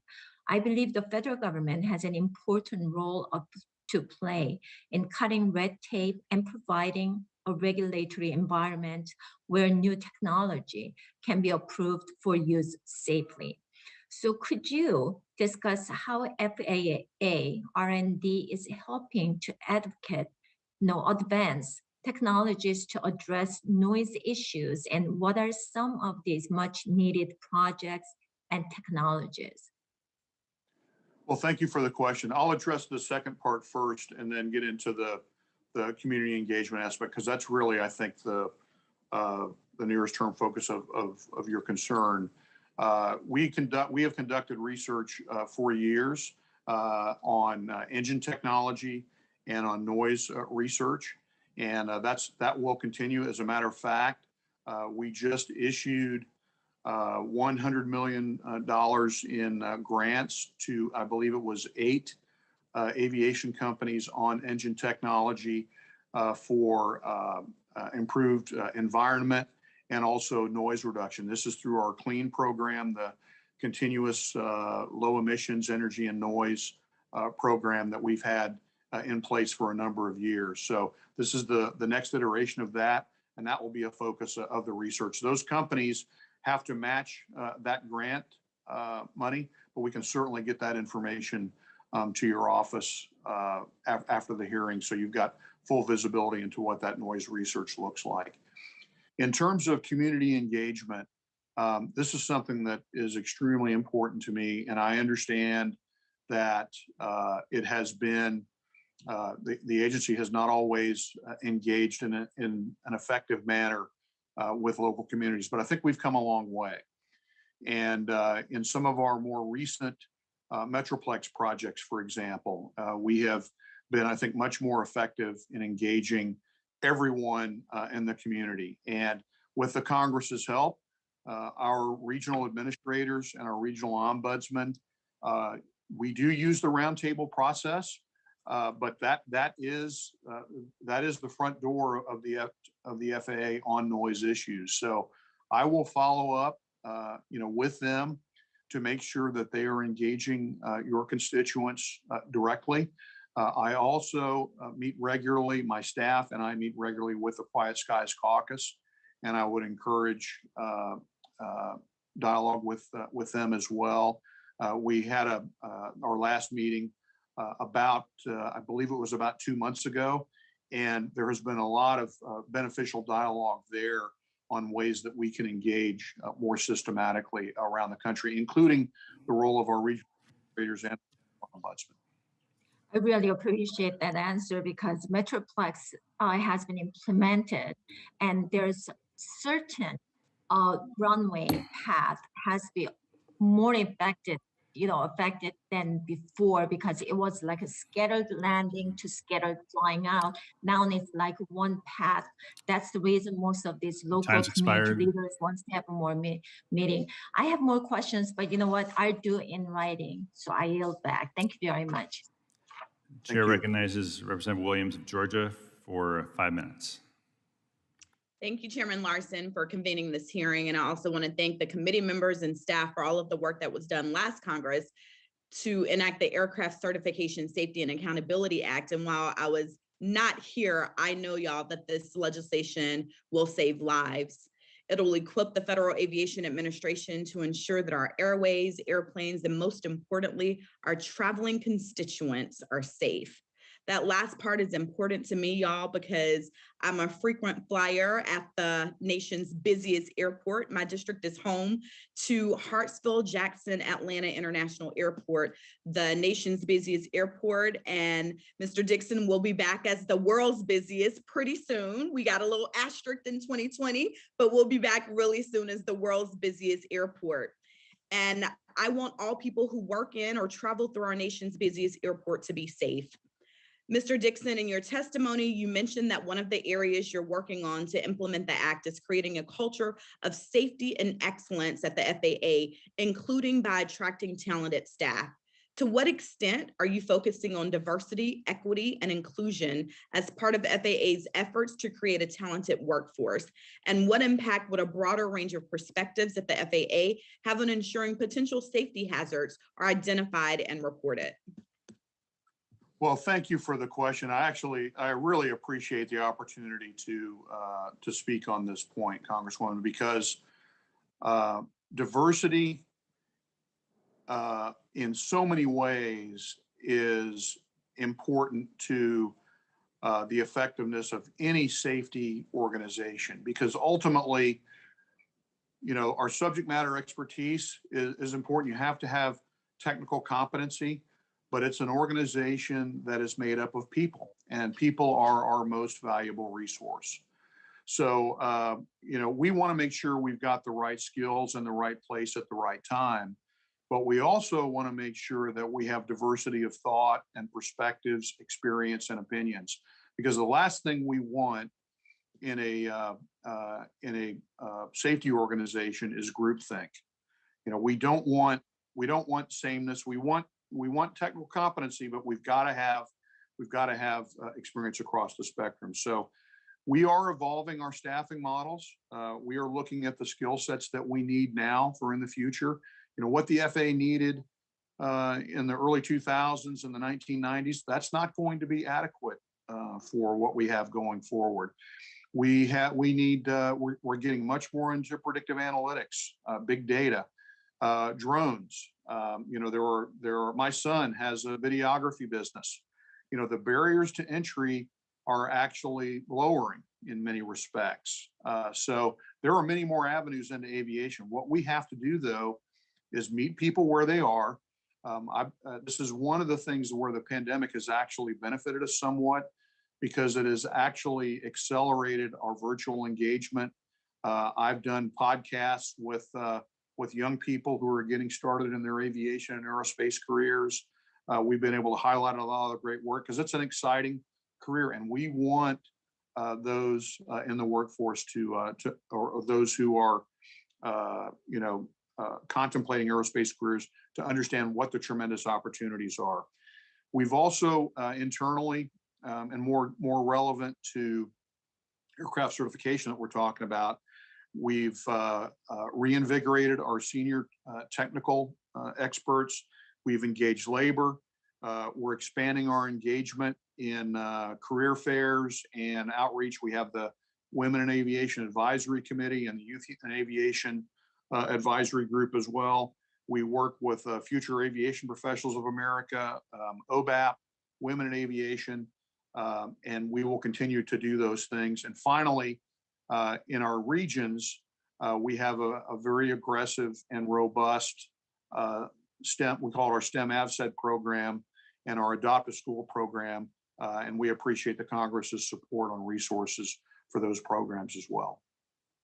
Thank you, Mr. Dixon. And I'm probably going to need the follow-up to this in writing because we're running out of time. But following the enactment of this act, I understand the FAA has implemented a voluntary safety reporting program that will make sure that employees can report safety issues to management. So if you could follow up later and just tell us more about this process and how it has worked since its implementation, and how would you characterize the success in flagging safety issues that need to be addressed? I would love to have more information on that. Be happy to. Thank you so much. And Mr. Chairman, I yield back the balance of my time. Thank you, Representative Williams. The next three members in order that we have, just so people can prepare, are Representative Jimenez of Florida, Representative Titus of Nevada, and Representative Mace of South Carolina. So with that, I'll recognize Representative Jimenez of Florida for 5 minutes. Thank you, Mr. Chairman. And Administrator Dixon, in light of the COVID-19 pandemic, is it safe for the traveling public to travel by commercial airline? As was said, I think earlier, aviation is the safest form of travel. Commercial aviation in the U.S. is the safest form of travel in the world. And there are a number of mitigations in place. They've been well publicized: airflow on airplanes, the protocols that the airlines have been using to make sure that airplanes are appropriately sanitized. And then, of course, I take that as a yes. Thank you. I appreciate that. Yeah. Okay. Is there right now a mandate for any passengers that when they get on an airplane right now that they have to be vaccinated or they'll be excluded from traveling on an airplane? There is not a mandate within the United States that I'm aware of, no. Okay. Does it make any sense to you then that you could have an airplane full of 300 people, say they're unvaccinated, and the only people that have to be vaccinated are actually the people that are operating the airplane? Does that make sense to you? Well, again, the CDC and is the public health authority, and these measures are being taken in concert with each other. So I think it's important that we have all the mitigations in place so that the aviation system can operate. And I'm not in a position to comment specifically on the public health benefits. Okay. Did the Biden administration contact you prior to issuing the vaccine mandate? There's certainly been, we were all certainly prepared. Sir, I asked you a specific question. Did the Biden administration contact you, talk to you prior to issuing the vaccine mandate for airlines? I'm not going to talk about internal executive branch consultations. Okay, I'll take that as a no then. Okay. Administrator, let's go to the certification process with the 737 and the MAX. And I understand that there's safety issues, et cetera. I'm hearing concerns though from some of the airline or the aircraft manufacturing industry that the enhanced procedures that you've put in place may be also slowing down production. Is it possible to have enhanced oversight and also the production to be not to be slowed? Is that possible, or are they mutually exclusive? Thank you for the question, Congressman. And no, they are not mutually exclusive. Our oversight, if it is conducted in a systematic way, and we work very closely with the manufacturer and with the production line, and they will surface information through their safety systems. That actually allows them to be safer as a manufacturer, but it also allows us to be more effective in conducting our safety oversight as a regulator. And that's the approach that we have taken all along, is we're not overseeing individual anecdotal situations, or we are actually overseeing the entire design and production system and making sure that it has the layers of protection and the processes are disciplined and effective in producing a safe product. I'm hearing some concerns though by some in the production side of our aircraft industry that they are being slowed in production. Again, if it's a safety issue, I have absolutely no problem with that. But I would urge you to make sure that your processes are in place so that we can have the safety that the flying public and the American people deserve and demand, but also that we keep up pace with production, because it could cost American jobs in the end if we slow them down to the point where they can't get their planes out. So we need to have a combination of two. I'm glad that you said that they're not mutually exclusive. And so with that, I'll yield back the balance of my time, and thank you, sir. Thank you, Representative. And now turn to Representative Titus of Nevada for 5 minutes. Thank you, Mr. Chairman, Mr. Administrator. Since we're talking about the role of the FAA in protecting the public, I think that's very important, even if it takes a few extra minutes to not slap something together. So thank you for doing that. Under the Trump administration, there was an order of 1 in, 2 out. If you made a new regulation, you had to get rid of 2 existing regulations. Well, Secretary Buttigieg has issued a rule that has eliminated that. I said repeatedly in this committee that was not a good system, especially in aviation. And we saw how it held up regulations for the drone industry and the UAS in the airspace. So I'm wondering if you've had any experience with this, if FAA is using this, if you've moved to forget about the 1 in, 2 out, has it been advantageous for you to use this, go back to the old system? Could you just kind of address that for us? Well, thank you, Congresswoman. And again, I'll just reiterate the point that whether it's in the 2018 reauthorization or the Aircraft Certification Act or previous reauthorizations, we take congressional mandates very, very seriously, and we are always working diligently to execute those in a timely fashion. With respect to the 2-for-1 rulemaking policy, we've worked very closely with our colleagues at the Department of Transportation to implement updates to that policy, and we are laser focused on executing the rulemakings that benefit the aviation system, particularly in the area of safety, which is always going to be our North Star. As an example of that, we had a great department support very early in the administration to push forward the last remaining rulemaking from the Colgan accidents back in 2009, which was the pilot records database. That was a huge priority for me, and we were able to get that across the finish line earlier this year.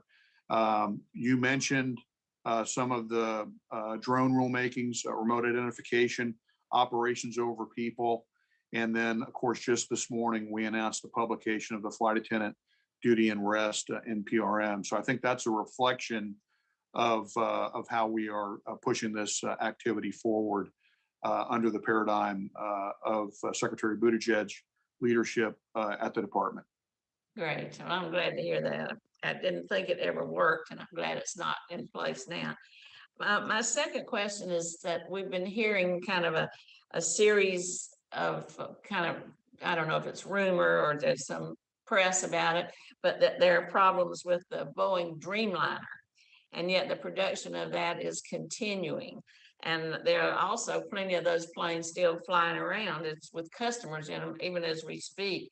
Can you talk about the FAA's role and how it relates to these objections to the Dreamliner? What's going on there?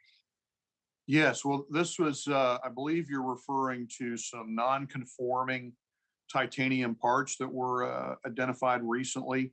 These were produced by a Boeing supplier They affect a number of 787 aircraft. And I think the positive aspect of this is something that Boeing's safety system highlighted, and they brought it to us. And we continue to monitor the issue, and we use our continued operational safety monitoring processes to determine the appropriate corrective action. So happy to follow up with you on more specifics, but it is something that we are looking at very closely. Okay, so you can say if the defects are enough to affect the certification process? It's not, this is not, this is a supplier issue, and it's something that was discovered during the in-service of the aircraft. And so we will go back and look at the suppliers because the manufacturers also have oversight of their entire supply chain. So we'll be running that thread back to its origin as well. Well, thank you. I'm glad to know Boeing brought it to you this time instead of covering it up like last time with the MAX. Yes. Thank you, Mr. Chairman. I'll yield back. Thank you. I now recognize Representative Mace of South Carolina for 5 minutes. Thank you, Mr. Chairman. And Administrator Dixon, first of all, I appreciate you coming before our committee here today and speaking on your focus on implementing aircraft certification reform legislation enacted in the last Congress. As one of many members who represent a district with aviation manufacturing to include Boeing, we appreciate all that we're doing to try to work together. I would like to shift my focus to another area related to aircraft certification. The enforcement of bilateral agreements on aircraft certification between the U.S. and foreign aviation authorities, I believe, deserves some attention. I have met with and spoken with different aviation manufacturers so far this year in my first 10.5 months in office. And it's my understanding the FAA abides by its obligations to accept, after a reasonable review, the certification given to new aircraft produced in other countries like Canada, France, and Brazil. But what I have learned over the last few months is that the same cannot be said for the certification of new U.S. aircraft by various foreign aviation authorities. And these delays result in significant delays in U.S. companies getting their products to market in other countries. This not only impacts the U.S. balance of trade, where aviation products and services are a leading U.S. export and American jobs in a sector where the United States continues to be a world leader in aviation. Just as significantly, it delays the introduction of the latest generation of aircraft, which represent a real increase in safety as well as a greater fuel efficiency, reducing aviation's impact on the environment in terms of greenhouse gases and noise. Both Ranking Member Sam Graves and Ranking Member Garrett Graves have expressed concern about recent EASA statements in this area, and Senator Wicker has asked the GAO to review this topic. So I just have two very simple questions this morning is, do you share the concerns of the industry about compliance with bilateral agreements by various foreign aviation entities? Thank you, Congresswoman, for the question. And as I said earlier, the bilateral agreements are extremely important to us. And that's why with my counterpart over in Europe, we conducted a summit to make that very clear this summer. But there are always going to be debates between various authorities. I will say that we are laser focused on this. We want consistent validation of U.S. products. There have been at times questions that we have had about products that are produced in other countries. So there is always going to be some give and take, but we want to make sure that the bilateral agreements are recognized and abided by, because all of us want consistency in the design and manufacturing process around the world. And secondly, how can we in the Congress work with you and the FAA to address this issue? I mean, it impacts American jobs, it impacts safety, it impacts the environment. I think really we need to keep you informed as to, which I think we are doing, as to what these bilateral agreements are producing. And then we need to make sure that we continue to institutionalize them and have productive changes at the working level. and that U.S. Product are treated equitably among the other states of design around the world, and that decisions are not made for anything other than aviation safety purposes. Thank you, Administrator Dixon, and Mr. Chairman, I yield back. Thank you. Before I recognize Representative Payne, who will be next, and then Representative Stauber and Representative DeSaulnier, in that order. So Representative Payne, recognized for 5 minutes. Thank you, Mr. Chairman, for holding this timely hearing. And also the ranking member. Let's see, Administrator Dixon, the 2020 Aircraft Certification Safety and Accountability Act authorizes $27 million in annual appropriations to recruit new engineers, safety inspectors, software experts, and others who perform duties related to the certification of airplanes and component parts.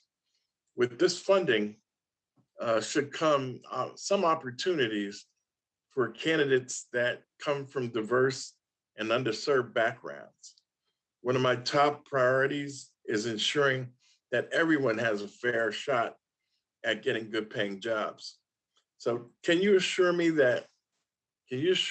this committee that the FAA will make every effort to ensure that these new opportunities reach minority and underserved populations? Congressman, thank you for the question. And I hope that that was clear from my earlier comments, but we are going to leave no stone unturned to make sure that we bring the best and brightest and most diverse candidates to the agency. The last thing we want, we need to have an agency that looks like the country that we serve.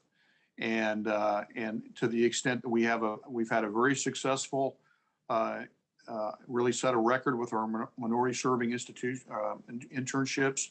This year, I believe we had 321 participants. We want they did a great job for us. We want to bring a lot of those folks on board at the FAA. So we need to meet people where they are. We need to make sure that we are engaging within those underserved communities. Deputy Administrator Brad Mims and I are both committed to this, and we are both using the networks and the relationships that we have to be able to support the most diverse and equitable hiring process, because we do have, as you said, a tremendous opportunity to bring in the next generation within the agency, and we're absolutely committed to that. Excellent. Yeah, it is a great opportunity at this point in time to try to attempt to change the culture that has existed. One of the most striking things I recall from the multiple hearings this committee held on the tragedies was the complete lack of a safety culture at the FAA.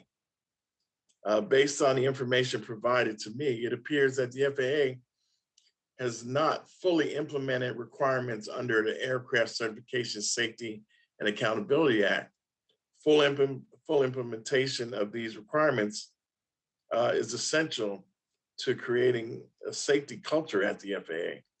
Have you discussed how to implement these requirements?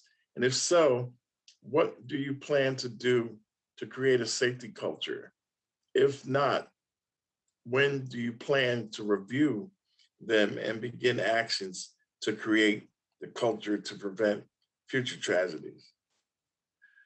Well, there are multiple dimensions to your question. Let me address the culture issue first. I think the single most important thing at this point is making sure that we have engaged our employees, our workforce. That is an extremely professional and capable workforce, and that we have room for differences of opinion, and we have processes by which employees can bring concerns forward. So the question came up earlier about the voluntary safety reporting program.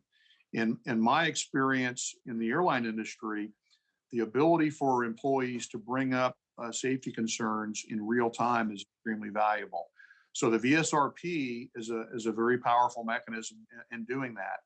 We have already received more than 320 reports from our employees. We work very closely with our employees through our labor partners to make sure that we are intaking these issues, and then we're also communicating the results back to the workforce. I've been very transparent in my communications with the workforce and been extremely supportive of their efforts. And we need to make sure that that's happening throughout all levels of the organization, and we will absolutely stay focused on that. With respect to the execution of the act itself, as I mentioned to the Chair Larson, we have implemented quite a few of the provisions through policy to make sure that we are, and other mechanisms to make sure that we are moving forward as expeditiously as possible. And then we will incorporate those into our permanent guide in order to make sure that they are. Thank you. Gentleman's time expired. Now turn to Representative Stauber of Minnesota, who will be followed by Representative Stanton of Arizona. Representative Stauber, recognized for 5 minutes. Thank you, Chair. Thank you, Administrator Dixon, for being here today. I do want to reiterate what my colleague, Congressman Carson, spoke about the secondary barriers. I think it's important that that is a priority for the FAA and the industry. It is going to help us become even more safe. And I think that there's a number of us on this committee that support that for sure. And I'm going to follow up on what Congressman Van Duyn had stated and have some similar questions. So, as you know and have already heard from many of my colleagues, President Biden's vaccine mandate could have some seriously troubling consequences going into our holiday season. Although we do not have all the details from the administration yet on timing, I'd like to inquire about a few scenarios that families in my district and across the country are concerned about. I understand that the TSA is not under your jurisdiction, but I am sure you are aware that about 40% of TSA agents are unvaccinated. What will happen to air travel over the holidays if 40% of the TSA workforce is fired, which is equivalent to about 20,000 officers on the November 22nd vaccine mandate deadline for federal workers? Well, again, my focus is on safe and open operation of the aviation system, and I know my counterpart at the TSA for his role has the same concern. So we're going to do everything that we can to make sure that commercial aviation operates uninterrupted throughout. Administrator Dixon, do you have, what's your the contingency plan you have in place if 20,000 officers are fired on November 22nd? Well, we have contingency plans for our own workforce, and I can't speak for what the TSA's contingency plans are, but I know that they have plans to deal with whatever challenges they might face. And then, operation. Administrator, what would happen to air travel if the air traffic controllers who are unvaccinated are terminated on the November 22nd vaccine mandate deadline? Again, we have dealt with this. We have lived this on a daily basis throughout the pandemic. And I'm very proud of what we have done at the FAA to keep the air traffic control system open and operating. And do you have, just because my time is limited, I appreciate the answer, but do you have contingency plans for ATC deficiencies? We always have contingency plans, whether they're facilities outages or anything that would affect the availability of our employees. So the answer to that is Several air carriers have self-reported that they each have hundreds of employees who are unvaccinated. This likely equates to thousands of aviation employees who will be fired or forced to quit when the Biden vaccine mandate goes into effect. If the air carriers were to experience mass forced layoffs due to Biden's mandates, what would happen to air travel and specifically flight cancellation and delays over the busy holidays? I'm not going to speculate about that, Congressman. I know that we all have an interest, and I think the aviation industry's focus is on serving the public and making sure that people can travel in an unfettered way and that they can do so in a safe manner. And I know that the airline is focused on that. We are using their safety management systems to monitor every aspect of their operation, regardless of whether there are challenges with maintenance programs or aircraft availability or anything else. And we will continue to do that because that's part of our responsibility. Administrator Dixon, can you guarantee to Americans who are planning their holiday travel that their flight plans will not be interrupted or impacted by President Biden's vaccine mandate? I can guarantee that the FAA will be focused on aviation safety and on making sure that the air navigation system is available and open for business as we have throughout the COVID-19 pandemic. What I heard you answer is you don't know. You can't guarantee that the flight delays won't affect the American people during the busy holiday season because of the mandates. That's not what I said. I said I will guarantee that we will do everything humanly possible to make sure that the aviation system is safe and available and open for business. Thank you, Administrator, and I yield back, Mr. Chair. Thank you, Representative Stauber. Representative Stanton, you're recognized for 5 minutes. Thank you very much, Mr. Chairman. Thank you for holding this important accountability hearing.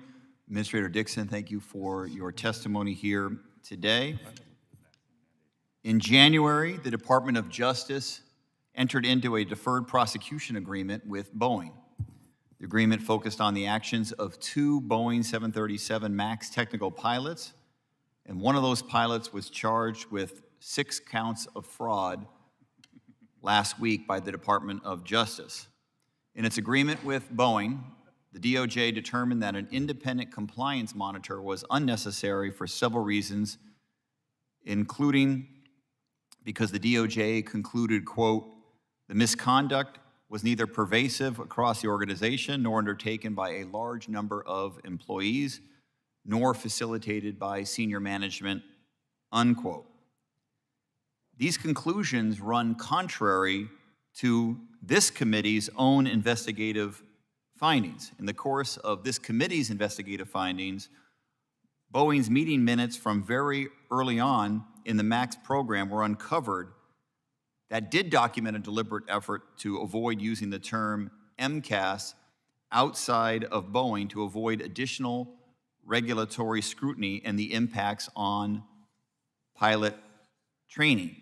The plan called for Boeing to describe MCAS as merely an addition to speed trims. Administrator Dixon, without asking you to make any assessment of criminality, are you aware of anyone else at Boeing, other than these 2 technical pilots, who tried to downplay the significance of MCAS to regulators?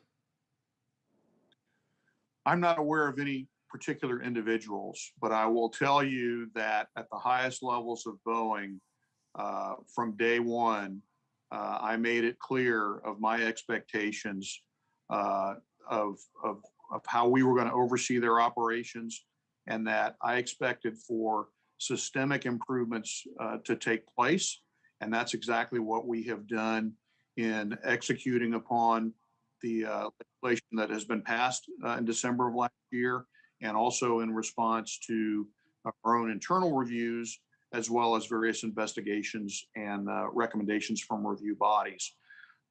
My position is that these types of single failures or even small groups, we have put systemic improvements in place to prevent this kind of activity from resulting in an unsafe outcome. Mr. Dixon, let me reclaim my time because I appreciate the answer, but it's not the answer to the question that was asked. I'm not asking whether you believe that any actions by others may have been criminal, but I'm asking this question: do you believe that only 2 Boeing employees attempted to downplay the significance of MCAS to regulators, or do you believe there were more employees that tried to downplay the significance of MCAS?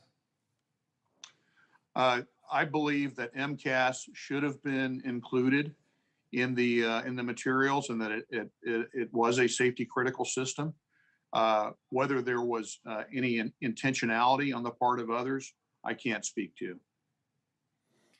So acknowledge that obviously that MCAS was somewhat disclosed to you and the FAA, but the issue here obviously really isn't whether FAA was aware of MCAS, it's how MCAS was presented to the FAA. As the Joint Authorities Technical Review said, quote, the FAA was not completely unaware of MCAS, end quote. However, the manner in which MCAS was presented to FAA made it, quote, difficult to recognize the impacts and implications of the system, end quote. The JATR also said that, quote, if the FAA technical staff had been fully aware of the details of the MCAS function, it likely would have identified the potential for the stabilizer to overpower the elevator, end quote. Obviously, this is going to be continuing to be investigated and reviewed. So, Administrator Dixon, will the FAA commit to cooperate fully with the Department of Justice should they need anything additional from FAA to complete this investigation? Yes, Congressman, absolutely. And one of the, if I could just take one moment, please. The aspects that you're referring to is the coordination between craft certification and flight standards within the agency. And we have taken very strong steps with our created project teams and also looking at a certification project, not only to the design, but also through the service to make sure that the communication and coordination gaps are effectively closed. And we will continue to do that. Thank you for your commitment to fully cooperate with DOJ moving forward. Thank you. I yield back. Thank you, Representative Stanton. I now recognize Representative Fitzpatrick, who will be followed by Representative Allred. Representative Fitzpatrick from Pennsylvania for 5 minutes. Thank you, Mr. Chairman, for yielding. Thank you, Mr. Dixon, for being here. Mr. Dixon, the Lion Air Flight 610 crash was incredibly tragic, and this committee took action to prevent any future crashes like Lion Air or Ethiopian Airlines. As part of the legislation, the FAA is set to take action regarding pilot training. The 1,500-hour rule for pilots has led to the past 12 years being among the safest in aviation history. Administrator Dixon, can you confirm to this committee that you will not in any way, shape, or form weaken or reduce requirements for first officer qualifications, the so-called 1,500-hour rule? We do not have any plans, and I do not have any plans to deviate from that. So the answer is no. Okay, and if you do, sir, would you be informing this committee in advance? Of course. Okay. Second, safety is our top priority, sir. Several people brought up secondary barriers. As Chairman DeFazio and Mr. Carson mentioned, as well as Mr. Stauber and several others, in 2018, flight deck secondary barriers were included in the FAA reauthorization. That bill was signed into law 3 years ago this month, and we still have not seen action from the FAA. And as Mr. Carson noted, we, along with 11 other members, a strong bipartisan contingent, by the way, sent a letter to you on October 8th expressing our concern with the continued delays in implementing this critical safety provision. All of us, sir, that fly take note of this. This was one of the recommendations from the 9/11 Commission. Sir, can you give us a realistic timeline of when we can expect to see a final rule on secondary barriers? Well, Congressman, thank you again for the question. And I'll just reiterate my frustration at how long this process has taken in this particular case. And rulemaking by design is a process. I'm not able to commit to a specific timeline. What I can commit to is that we are going to get this rule out there as quickly as we possibly can. We are absolutely devoted to complying with congressional direction here. And we have the department's very strong support and advocacy as well. And so I'm confident that we will be able to move forward. Sir, what is it going to take? Because we have heard these responses for years now. My colleagues and I are concerned that we may not see a final rule before we start working on the next FAA reauthorization in 2023. You said earlier in this hearing that you are committed to secondary barriers. what assurances can you give me, can you give this committee? And this is a bipartisan push, sir. We are demanding that this happen. We passed it. What assurances can you give us that it will be expedited, made a priority, and not delayed any further? Well, again, I could just give you the assurances that I'm pushing my team extremely hard on this. We got the beneficial work done by the Aviation Rulemaking Advisory Committee, which gave us some of the technical data that we needed. And I expect for there to be industry comment once we do put a notice of proposed rulemaking out. But we are going to do that with all deliberate speed and certainly all diligence. And we will keep you and the committee informed of our progress move forward. Okay, Mr. Dixon, just please take back, if nothing else, that this is a top priority of Democrats and Republicans on this committee. This is critical to aviation safety. This was one of the 41 recommendations made by the 9/11 Commission. Still, at 20 years later, has not been implemented. It's very frustrating to us. So if you could please send that message back that we are insisting that this be a top priority. I understand, and I hear you. I yield back. Thank you, Representative. Now calling Representative Allred of Texas for 5 minutes. Okay, thank you, Mr. Chairman, and thank you, Mr. Administrator, for being here and for appearing before our committee. One of my main concerns that I discussed over the course of our investigation and our hearings with the 737 MAX crashes was Boeing's seemingly capture of the regulatory process. And in your testimony, you mentioned that the agency is prioritizing the oversight of manufacturers now, which of course is what this is all about.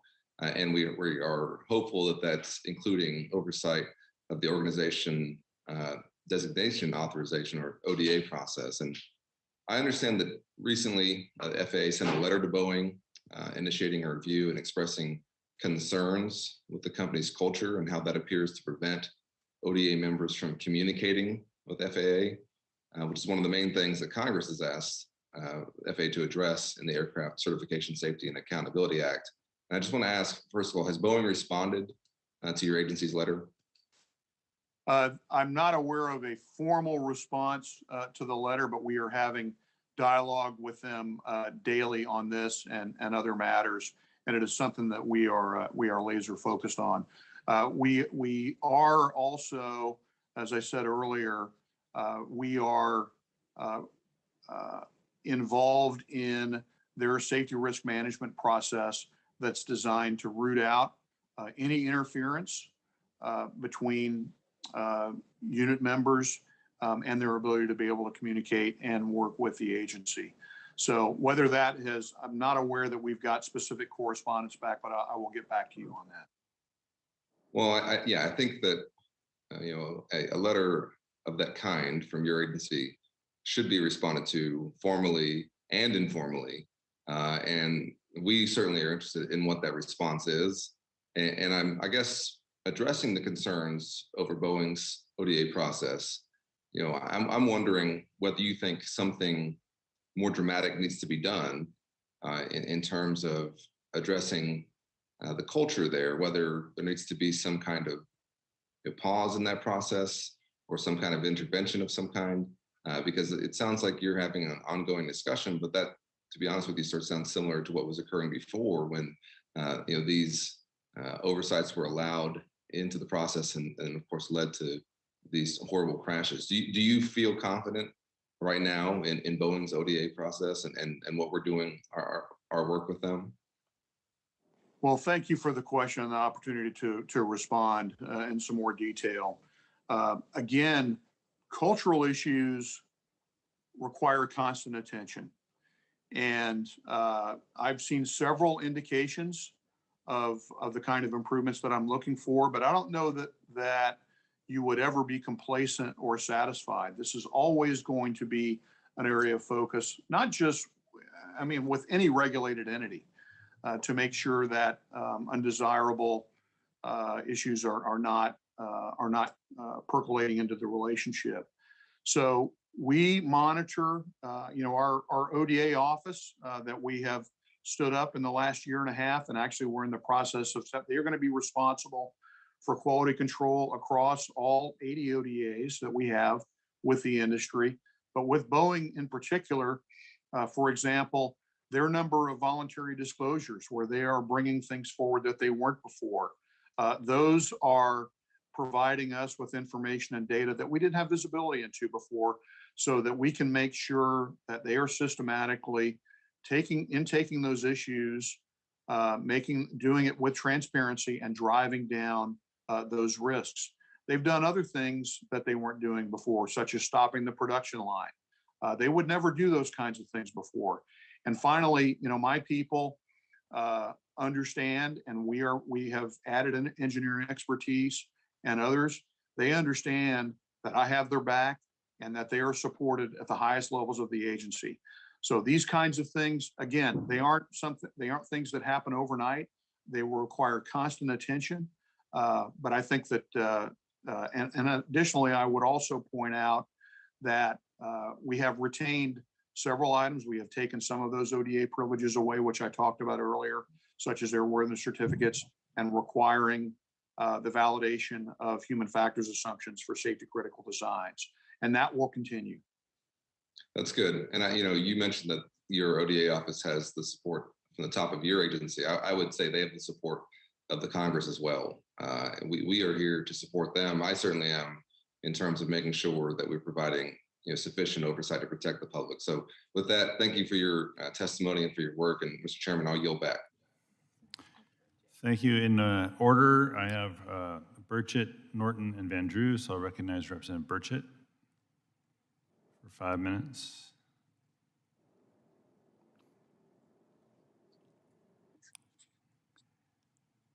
Representative Burchett.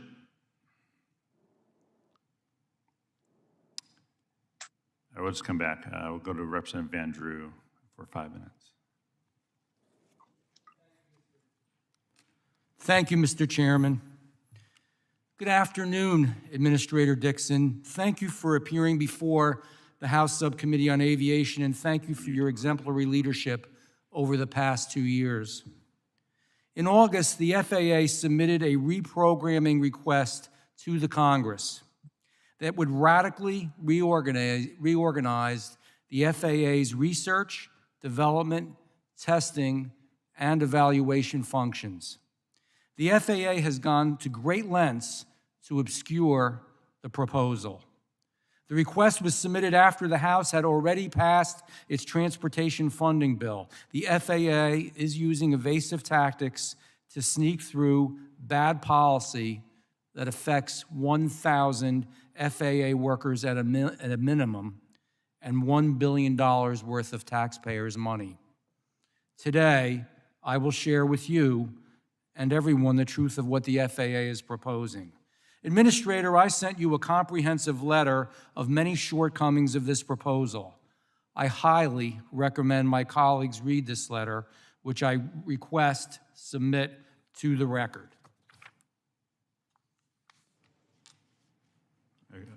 Without objection.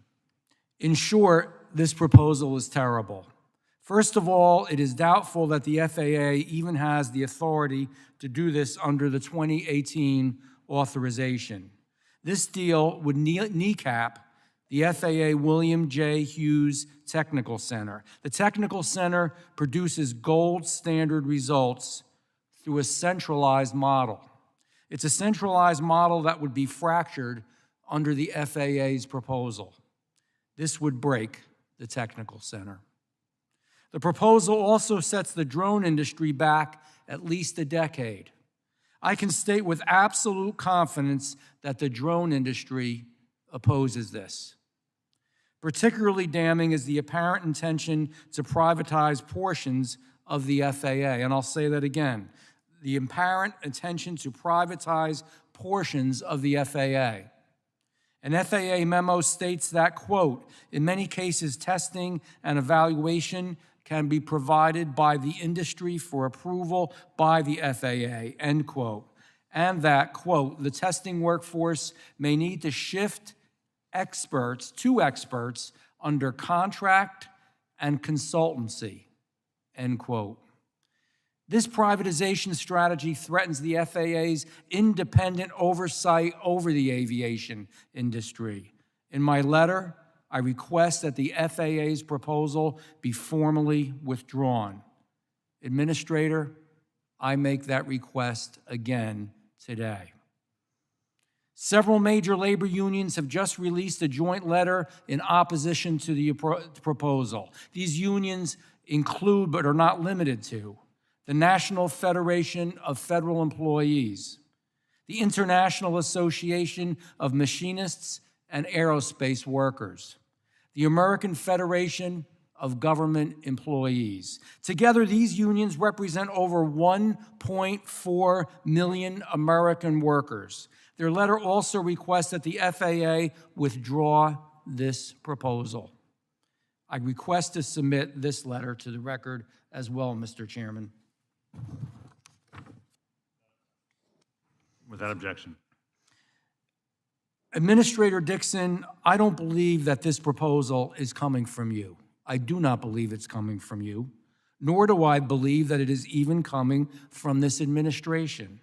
It is crystal clear to me that this proposal is emerging from deep-seated, DC-based career FAA officials.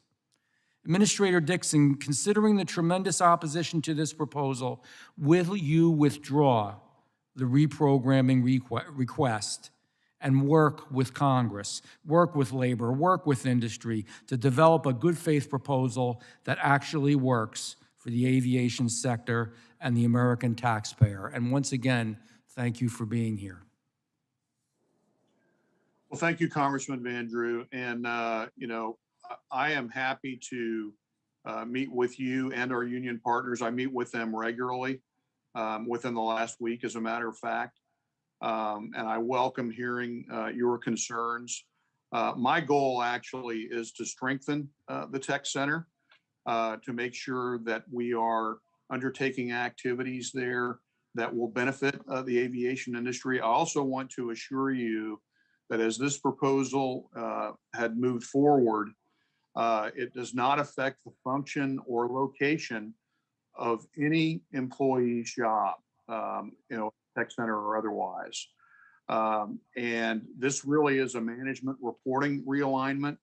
It is putting the tech center on a more equal footing with our aeronautical center in Oklahoma City, which has been a tremendous success. And I believe, this will actually act to strengthen the tech center, but I certainly would be interested in hearing your thoughts and those of our labor partners as we move forward. I look forward to that. I have great concerns. Thank you. I yield back. Chair recognizes Representative Lynch of Massachusetts for 5 minutes. Thank you, Mr. Chairman. Let me just jump in support of Mr. Van Drew. Not what I intended to speak on, but I am concerned about regulatory capture, as we saw with the 737 MAX and the influence of Boeing. That was an instance where a contractor came in and I think really big-footed what should have been independent agency review. So for those reasons, I'm inclined to agree with Mr. Van Drew, and I'd like to be part of that conversation to maintain that independence among FAA employees. I've had an opportunity to visit the tech center, and I appreciate the good work that you are doing, Administrator, and as well the good people at the tech center.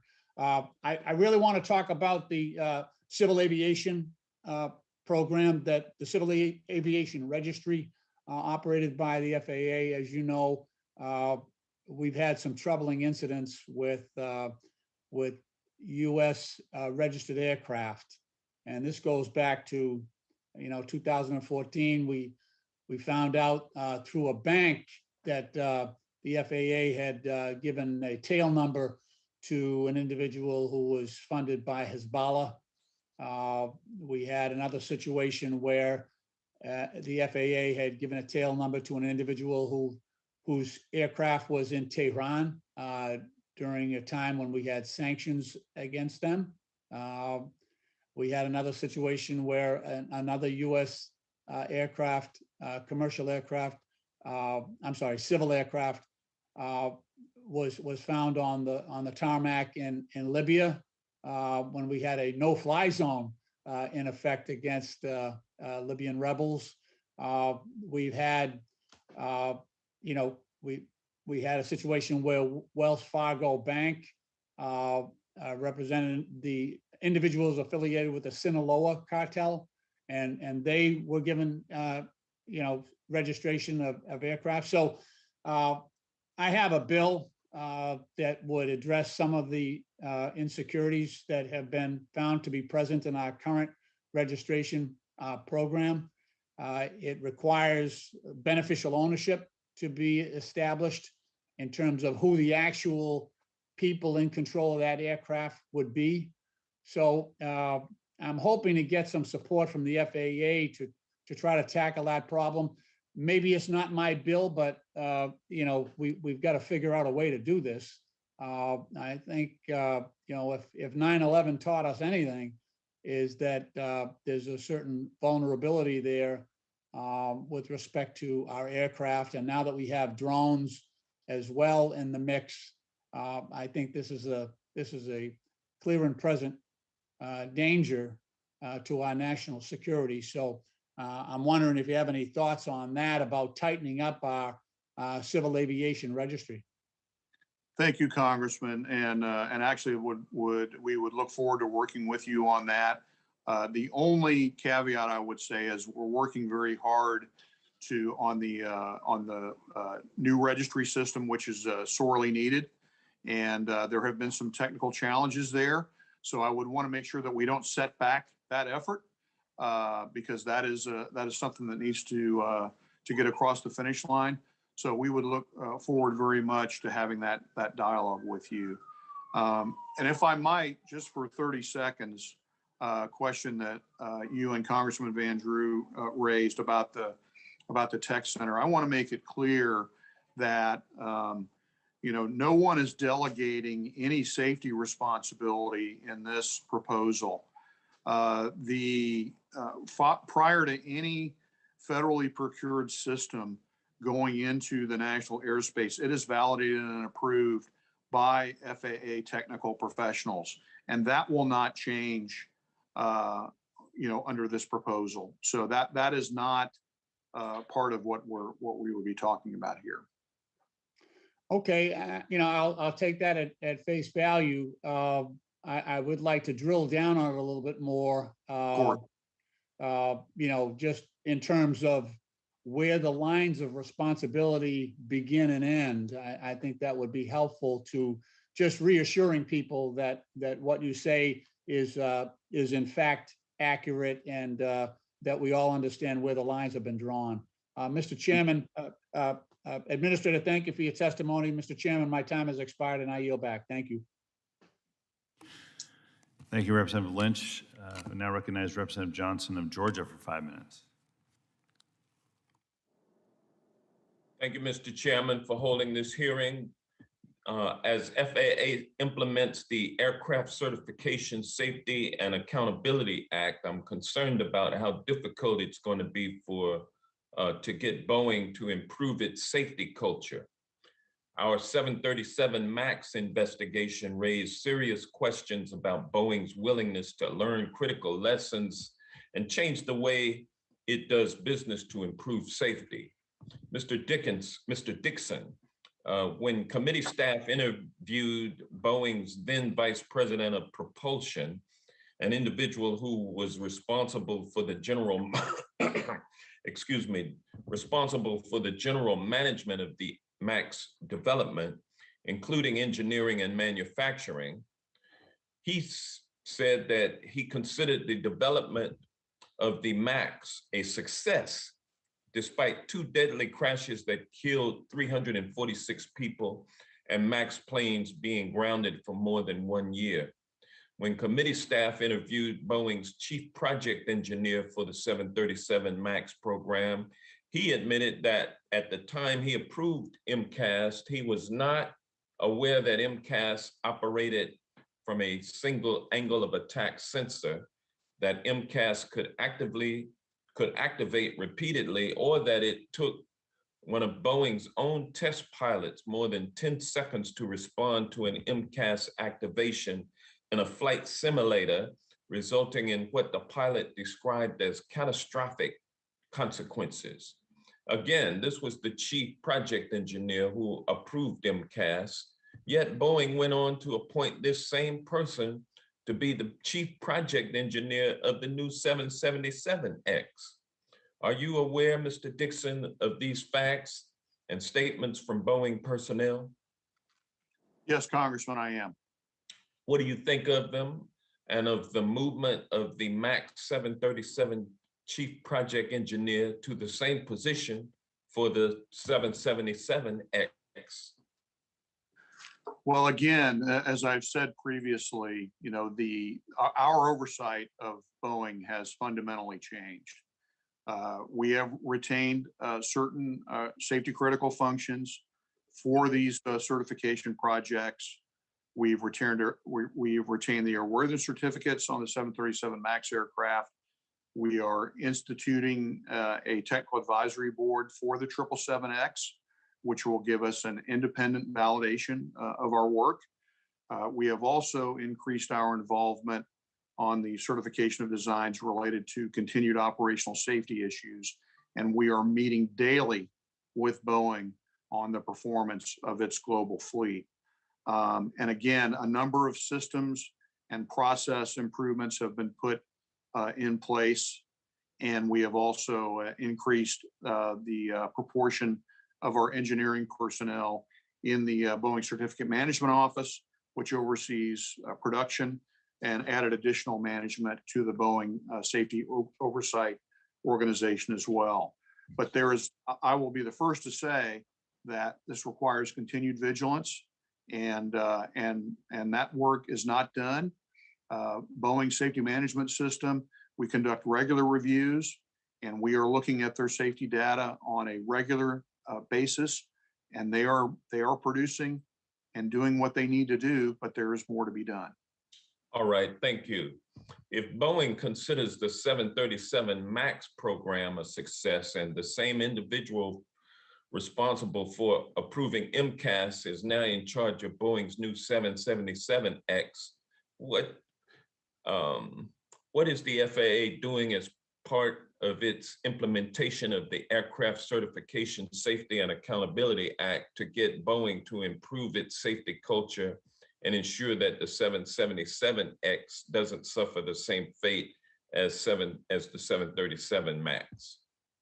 Well, again, these are systematic improvements so that an individual or a failure in an individual process cannot result in a consequential safety impact. And that redundancy is built into the safety management system, that's built into the data and the reporting that Boeing is now generating, that the FAA has visibility into. It's part of the reset of the relationship.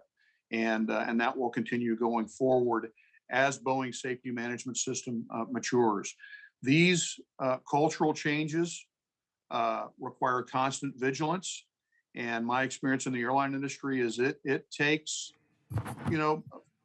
some time for all levels of the organization be fully executing on these estimate processes. And that's what we're on, making the process and matures accordingly so that they produce a safe product. Representative, time has expired. Thank you. Chair calls on Congresswoman Norton to express an interest in questions.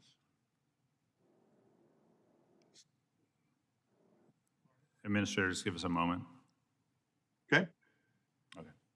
So Representative Norton is not present, as it turns out. So that concludes the questions from most. Okay, hold on. She just got on, Administrator. This is part of the dance of Zoom. If you just give us a moment. Understand. So we'll wait till she comes up on the screen.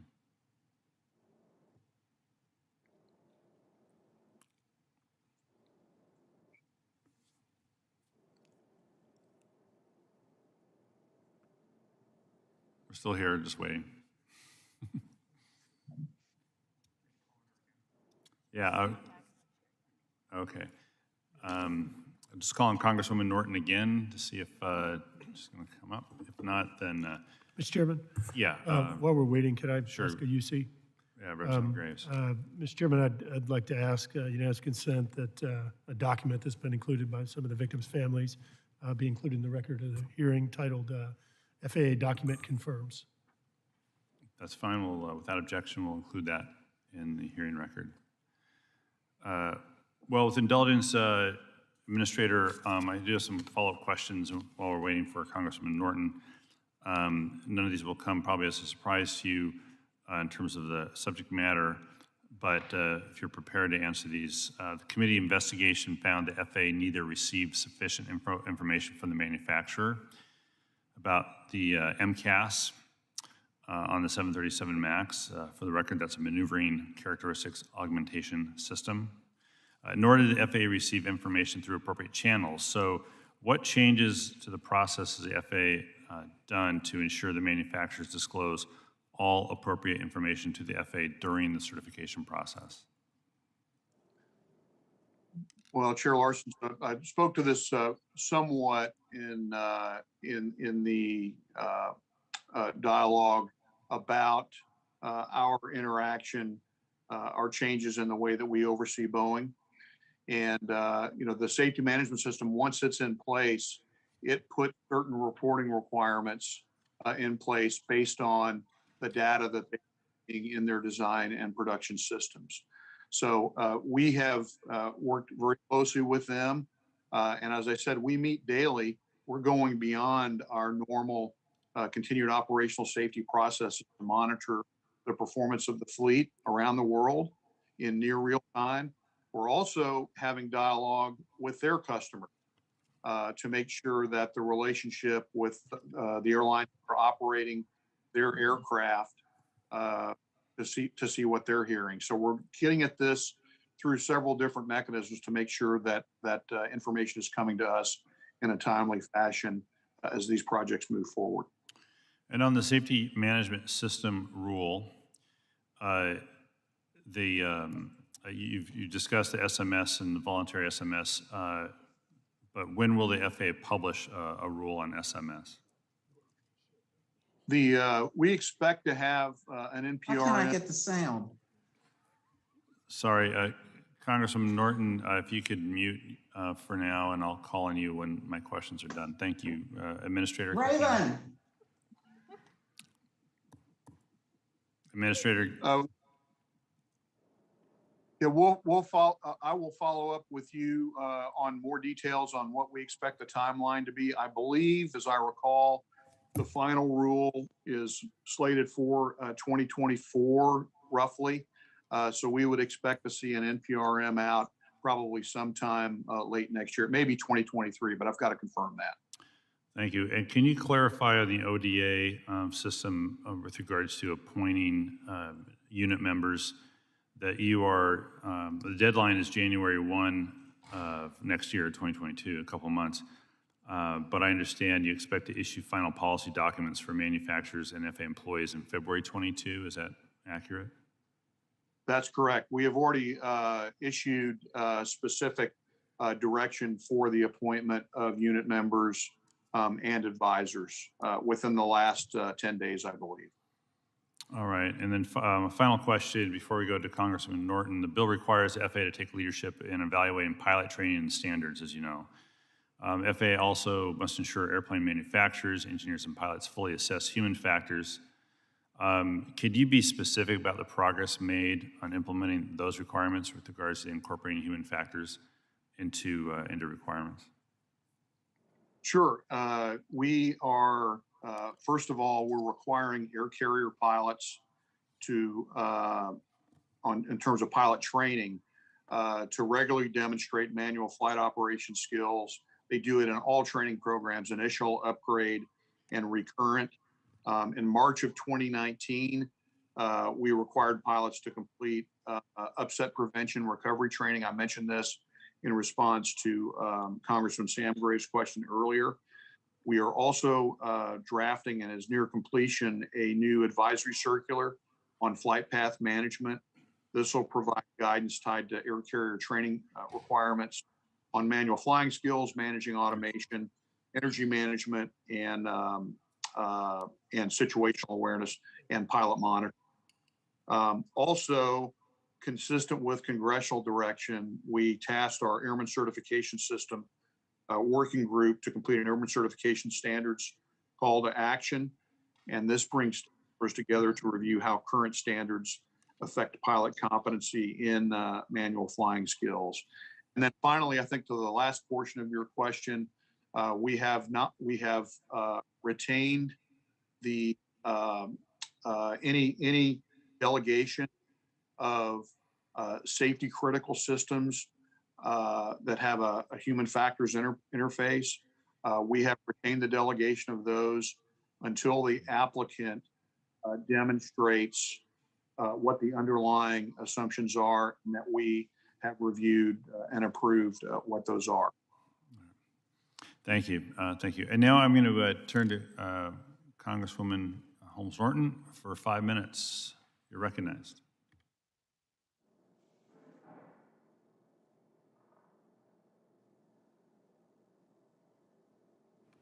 Congresswoman Norton, you're recognized for 5 minutes. I'm sorry, I was on mute. My question, Administrator Dixon, is related to retention and recruitment of FAA certification oversight staff. Section 104 F1 of the Aircraft Certification Safety and Accountability Act reads, and I'm quoting here, sir, not later than 30 days after the date of enactment of this title, the administrator shall begin collaboration with the exclusive bargaining representatives of engineers, safety inspectors, systems, safety specialists, and other qualified technical experts certified under Section 7111 of Title V United States Code to improve recruitment of employees for and to implement retention incentives for employees holding positions with respect to the certification of aircraft engineers, aircraft engines, propellers, and appliances. That's pretty long, but that's the quote. The FAA has briefed Congress and FAA unions in recent months and indicated that the FAA initiated collaboration through individual meetings with NATCA, PASS, and AFSCME in February 2021. And the FAA coordinated with the Office of Human Resource Management to identify flexibilities and initiatives that support recruitment and retention activities. May I ask you, what specifically has the Federal Aviation Administration done to collaborate with labor unions that represent the engineers, safety inspectors, system safety specialists, and other qualified technical experts to improve the recruitment of employees for and to implement the retention incentives for employees holding positions with respect to certification of aircraft engines, propellers, and appliances? Well, Congressman Holmes Norton, it's good to see you again. Saw each other when we had Gate 35X out at DCA. It's resting in peace now with the new concourse out there. So that was a big day. So again, nice to see you. Yes, you're absolutely right. We are always collaborating with our unions. It's the right thing to do, and it was required by the legislation.